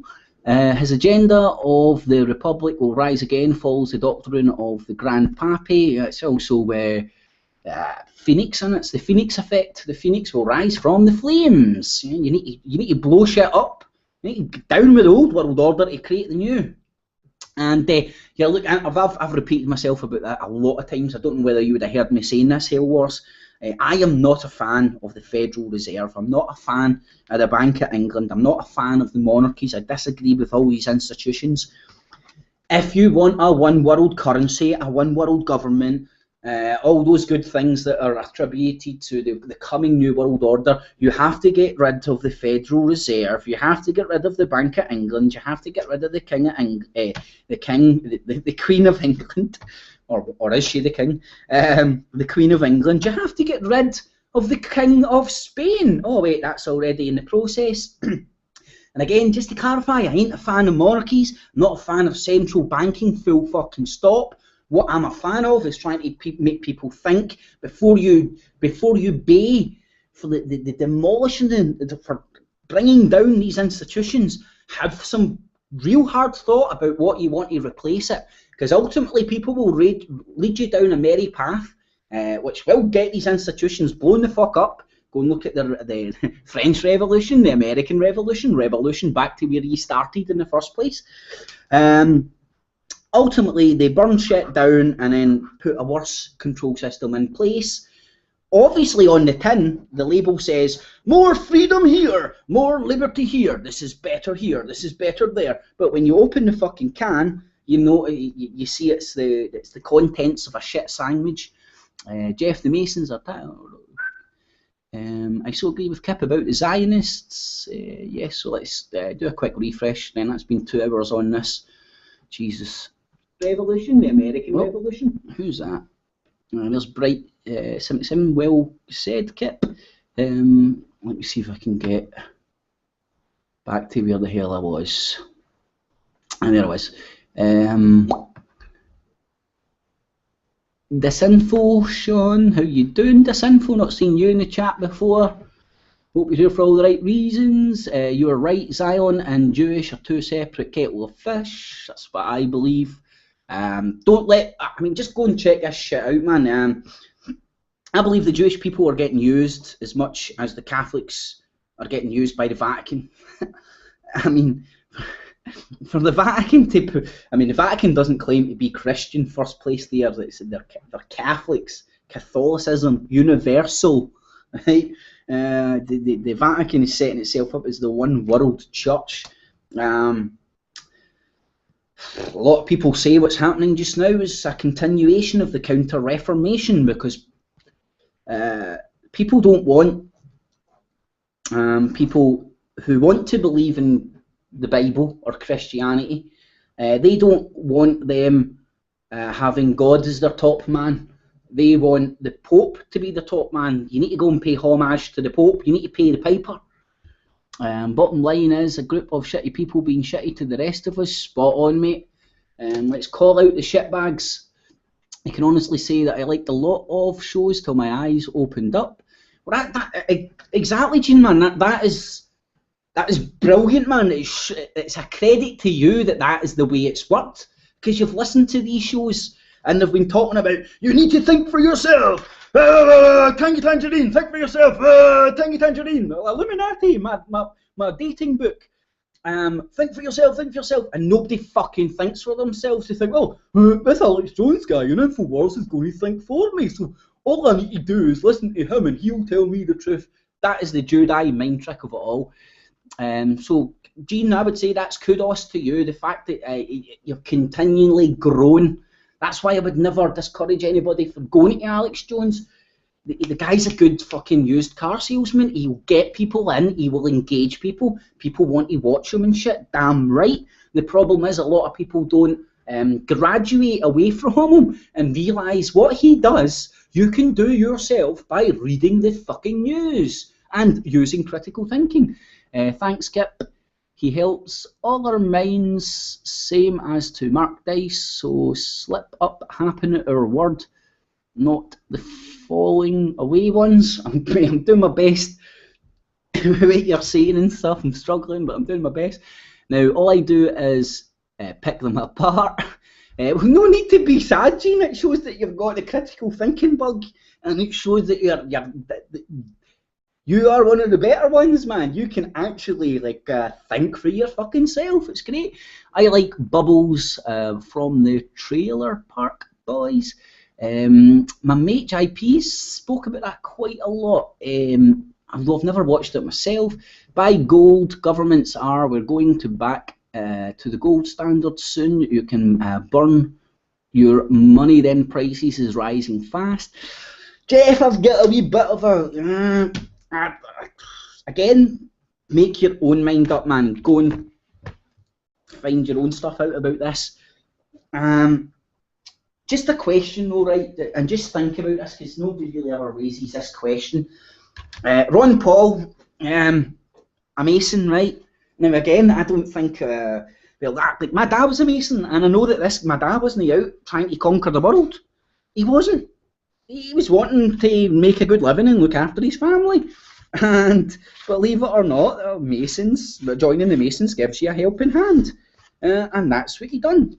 Well, if my dad was planning on taking over the world, he certainly never let me in it. So I don't think all Masons are bad. They're all...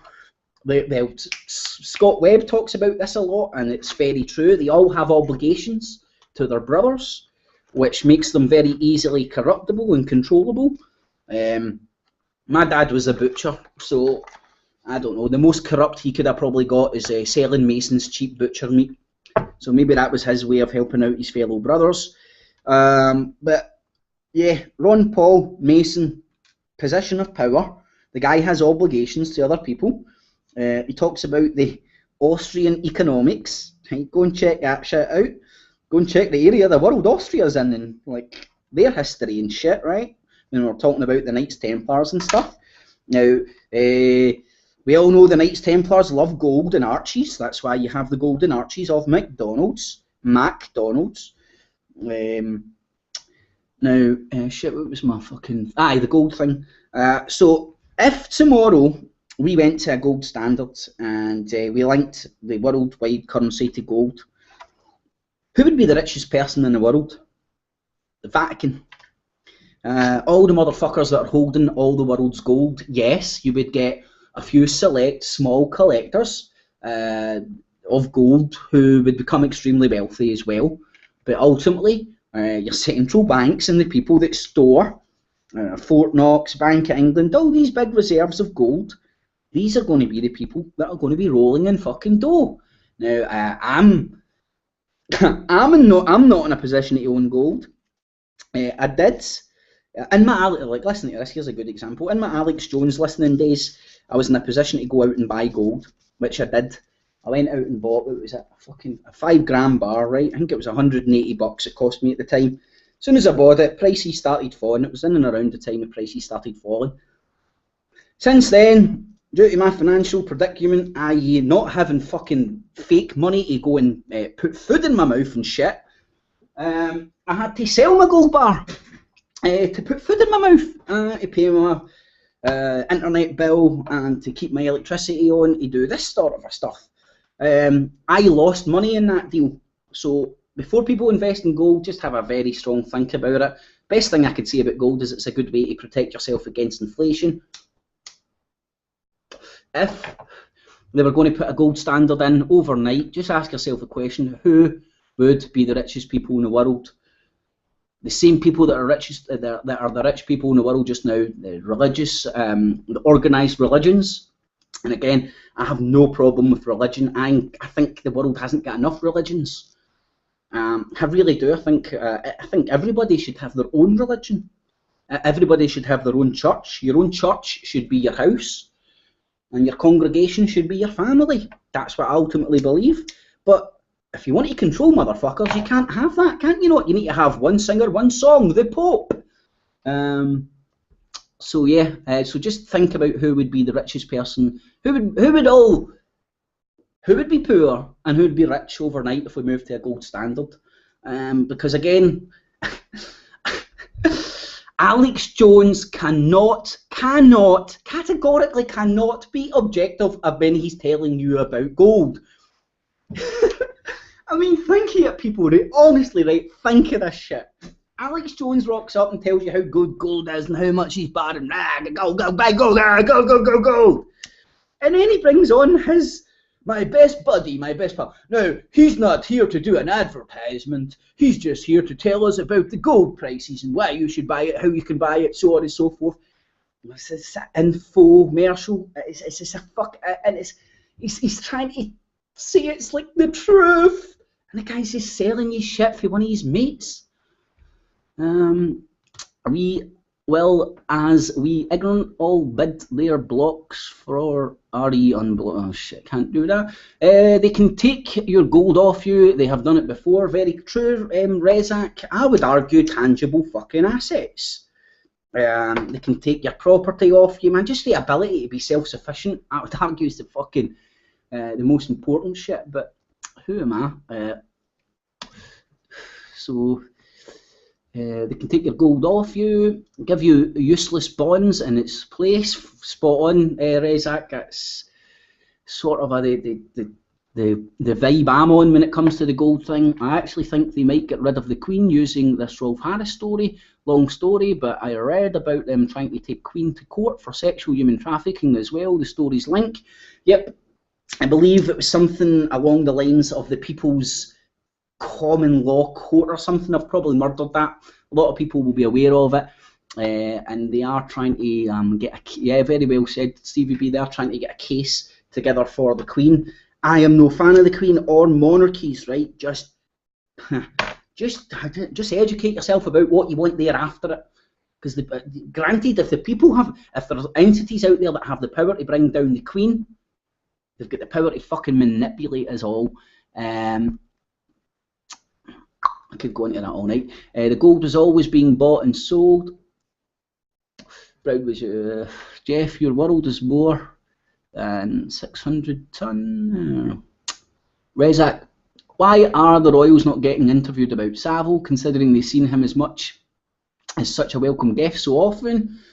Well, it's because Rezak, I'd argue, it's because they're fucking part of it. They're all part of it. Bonds are at a 230-year time high, so crashing soon. Good to hear somebody speaking sensibly. This info, surely you can't be talking about me, mate. Surely not. Rezak, artificially swelling the bond markets right now because they are near the end. I'm sorry, my spells are better not seen. I love not being able to spell. Mate, it's very, very, very clear for my hangouts. I'm not the best reader, I'm not the best speller, and I'm kind of like you. I think that has acted as a protection barrier over the years. I shit you not. Whether this is me being crazy or whatnot, who knows, but I really think it's been a barrier. I was forever, and I mean forever, getting thrown out of schools. I mean, I say thrown out, I wasn't thrown out would have been a benefit, so they just suspend you and get you into trouble. They exclude you, then you need to come down and sign a contract saying you'll behave and allow you back in, because they can't have you away from the school indoctrination centre. But I was not indoctrinated in school. They could not control me. I've always been the type of person that will do this. Why? How? What? Where? Why? What's the reason? Just always ask questions to people who tell me to do shit. And has it stood me in good stead? Maybe if it was the opposite way, I'd be sitting fucking no poor as a motherfucker in some high-flying job. Who knows? Artificially swelling the bonds. Don't be sorry about your spells, Bright77. I'm just sorry, I'm struggling to decipher some of what you're trying to say, mate. But hey, batter in tonight, man. Come on the show live if you want to chat. So this is going to be my last refresh. It's been 2.5 hours. I do actually have to go and do stuff. Oh, Jesus, but... so there's Bright, and I said this the other day, if one of our parents was running the world, others would be. That's not fair, so no, we are all saying it to you, Queen. A lot of Masons and Eastern Star women are not bad Masons. I think the bad ones make money from them and their duties. To be honest, my mum was an Eastern Star and did a lot of great community work. Well, again, it's at the top, and it's about the obligation. If you're a politician, a policeman or something, you have an obligation over those. Your Freemasonry brothers come first, put it that way. So, easily corruptible? Yes. Every single one of them corrupt and a bad person? No. But that's why, arguably, when it comes to the top, the Freemasons get such an easy ride. You don't tell on your other brothers. I don't see it ending them rough. Look, what their ancestors done in the past and they survived. Liza, I brought silver over the years, a bit of a time. I think it will increase in value more than gold if we lose fiat currency. Well, Liza, if you're in a position and it is protecting yourself against inflation and stuff, it certainly isn't the worst thing you can do by like buying bits of silver and gold and stuff. I don't know. I just Alex Jones put me off it when he's of his infomercials, and just think about. I mean, silver is going to be a tradable commodity, but ultimately you can't eat it and stuff. But there's a whole debate to be had about that there, Gene, and I'm sure another night we can dive. Sorry, Liza. I'm sure another night we can dive right into that. I call them dino boards. This system of entering text letter by fucking letter was developed a very long time ago. I've looked at making up different, better systems with time. Silver have more uses than gold, Liza. Good for you. There is far too many. Thank God there was us peasants. Slaves have even more use. Okay, so thanks to everybody in the chat and get involved. Thanks to the 9 thumbs down. But come on, we can do better. 16 thumbs down was the last one. 16 is the score to beat. So hopefully tonight, and Kip's call in tonight at 10 o'clock, 10 p.m. UK time. Work that out on your mobile phones or whatever. There's a link below. There's a link below it, and everybody's welcome. They can come in, trolls and all. If you want to come in, if you're just going to shout profanities and stuff, if you abuse it, you lose it, man. You'll just get kicked and blocked. If you want to come in and have a, I don't know, call me X, Y, or Z and present some information or a counter argument to stuff that I'm saying and stuff, or anybody will be saying in the chat, feel free. So yeah, thanks to everyone in the chat. I'm going to wrap this up. Got things to do, and even shit, I need to still try and get organised for tonight as well. Not even thought that far ahead, but there's JQHL just showed up. What no mention of Cactius? Am I tripping, or did I hear that the other day? It was the monk order. If I'm right, I believe it's the monk order. It is. Yeah, go and check these people out. Not named a lot. I need to admit, I think it was only a week and a half ago I came across them. Oh no! In fact, I'm mistaking. That isn't what I was thinking about. It was another thing. But yeah, that's something I'm going to go and check into, mate. So thanks a lot for that. Was this where Boudica came from, mate? I don't know. Is this the tribe where Boudica came from? It was the one and only people that sacked the city of London back in Roman times. I'm trying to look, see if it's the Boudica, because Boudica was very much a thorn in the Roman side for a long time. That's not Boudica, is it? Is that another name for Boudica? Nah. Right, so I wish I could go over this, but I have rattled on enough. Again, not trying to hide or steer anybody in any particular direction. All points of view are welcome. Everybody can add into the chat and contribute what they like. Well, JQHL, I'll be definitely checking that out later. To you, James, as well. Thank you, Eliza. Thank you, Eliza, for tuning in again. One day the richest man could have nothing but a truckload of toilet paper. Mate, if you're a prepper, stock up in your toilet roll. I reckon lots of thumbs down might actually attract more viewers. Huxley, again, honestly, I think it does not annoy me one little bit. The fucking up the chat is beginning to annoy me because it's fucking up something constructive. I mean, a thumbs down does not make me cry in my cornflakes. Honestly, I do not lose any sleep over a thumbs down. It means that people are coming and watching. I mean, look, 19 watching just now, 18 thumbs up and 9 thumbs down. It gives a better indication how many people are getting involved. And you must be doing something right if people are well. I mean, usually when I have a video I don't like, I'll just click off it. You know what I mean? So just think about the mentality of people. But thumbs it down. Also, as well, keep an eye on how quickly the thumbs down all miraculously appear. There's K9 Griffin in the chat. How you doing? Things to do is right. Thanks, Kip and all. Take care. Come back and join in. Nice one, Gene. I'm not sure if you're a buddy, a friend, you've came across JQHL. Mate, that's all information I would love to dive deeper into. I don't have time just now. Keep an eye on the channel. We do lots of live hangouts.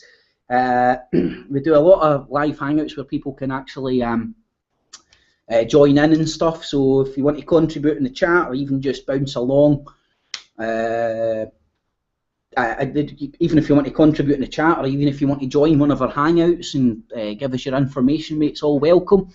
I don't sit up here on the podium and pretend I know it all, because the game's a bogey if you think that. So the stuff that you're saying is very interesting, mate, and I would love to go into it more at a later date. So you stay safe as well, Gene. Thanks for that. Thanks to everybody that's tuned in. Thanks to the haters as well, man. You all make it worthwhile. I think, yeah, like everybody, if you're still watching and stuff, I'll come back to the comments before tonight. Let me know your thoughts and feelings about sticking a moderator in the chat. If anybody wants to be a moderator and stuff, and I would just like to think that people weren't kicking out folk for having a different point of opinion. It would just be idiots turning up and want to call people bumholes. Beavis and Butthead. So thanks to everybody watching. And again, if you're watching this after the fact as well, do not worry. Leave a comment. I'll get in touch. Subscribe to the channel. Do lots of live hangouts.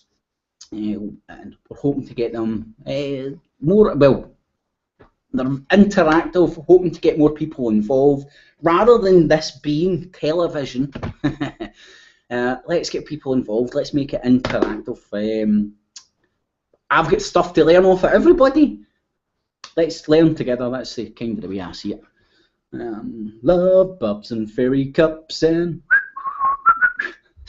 alright to YouTube. Thanks for listening. Catchies. Tonight, Kip's calling live on fractalfrequency.co.uk. The link's below as well. Go and check that out, man. Obviously, there'll be a lot of other shows going up on fractalfrequency.co that won't be on my channel. Fractal Frequency's trying to get a lot of different people together to allow there to be some sort of open-minded broadcast every night of the week. So please go and show your support for Daiz, who kindly put that network together. Kip's clips, Kip's calling tonight. Everybody welcome. Trolls and all. If you've got the balls to speak, and we can understand you, or an argument to be had, batter in. It's all welcome. All right to y'all. Catchies.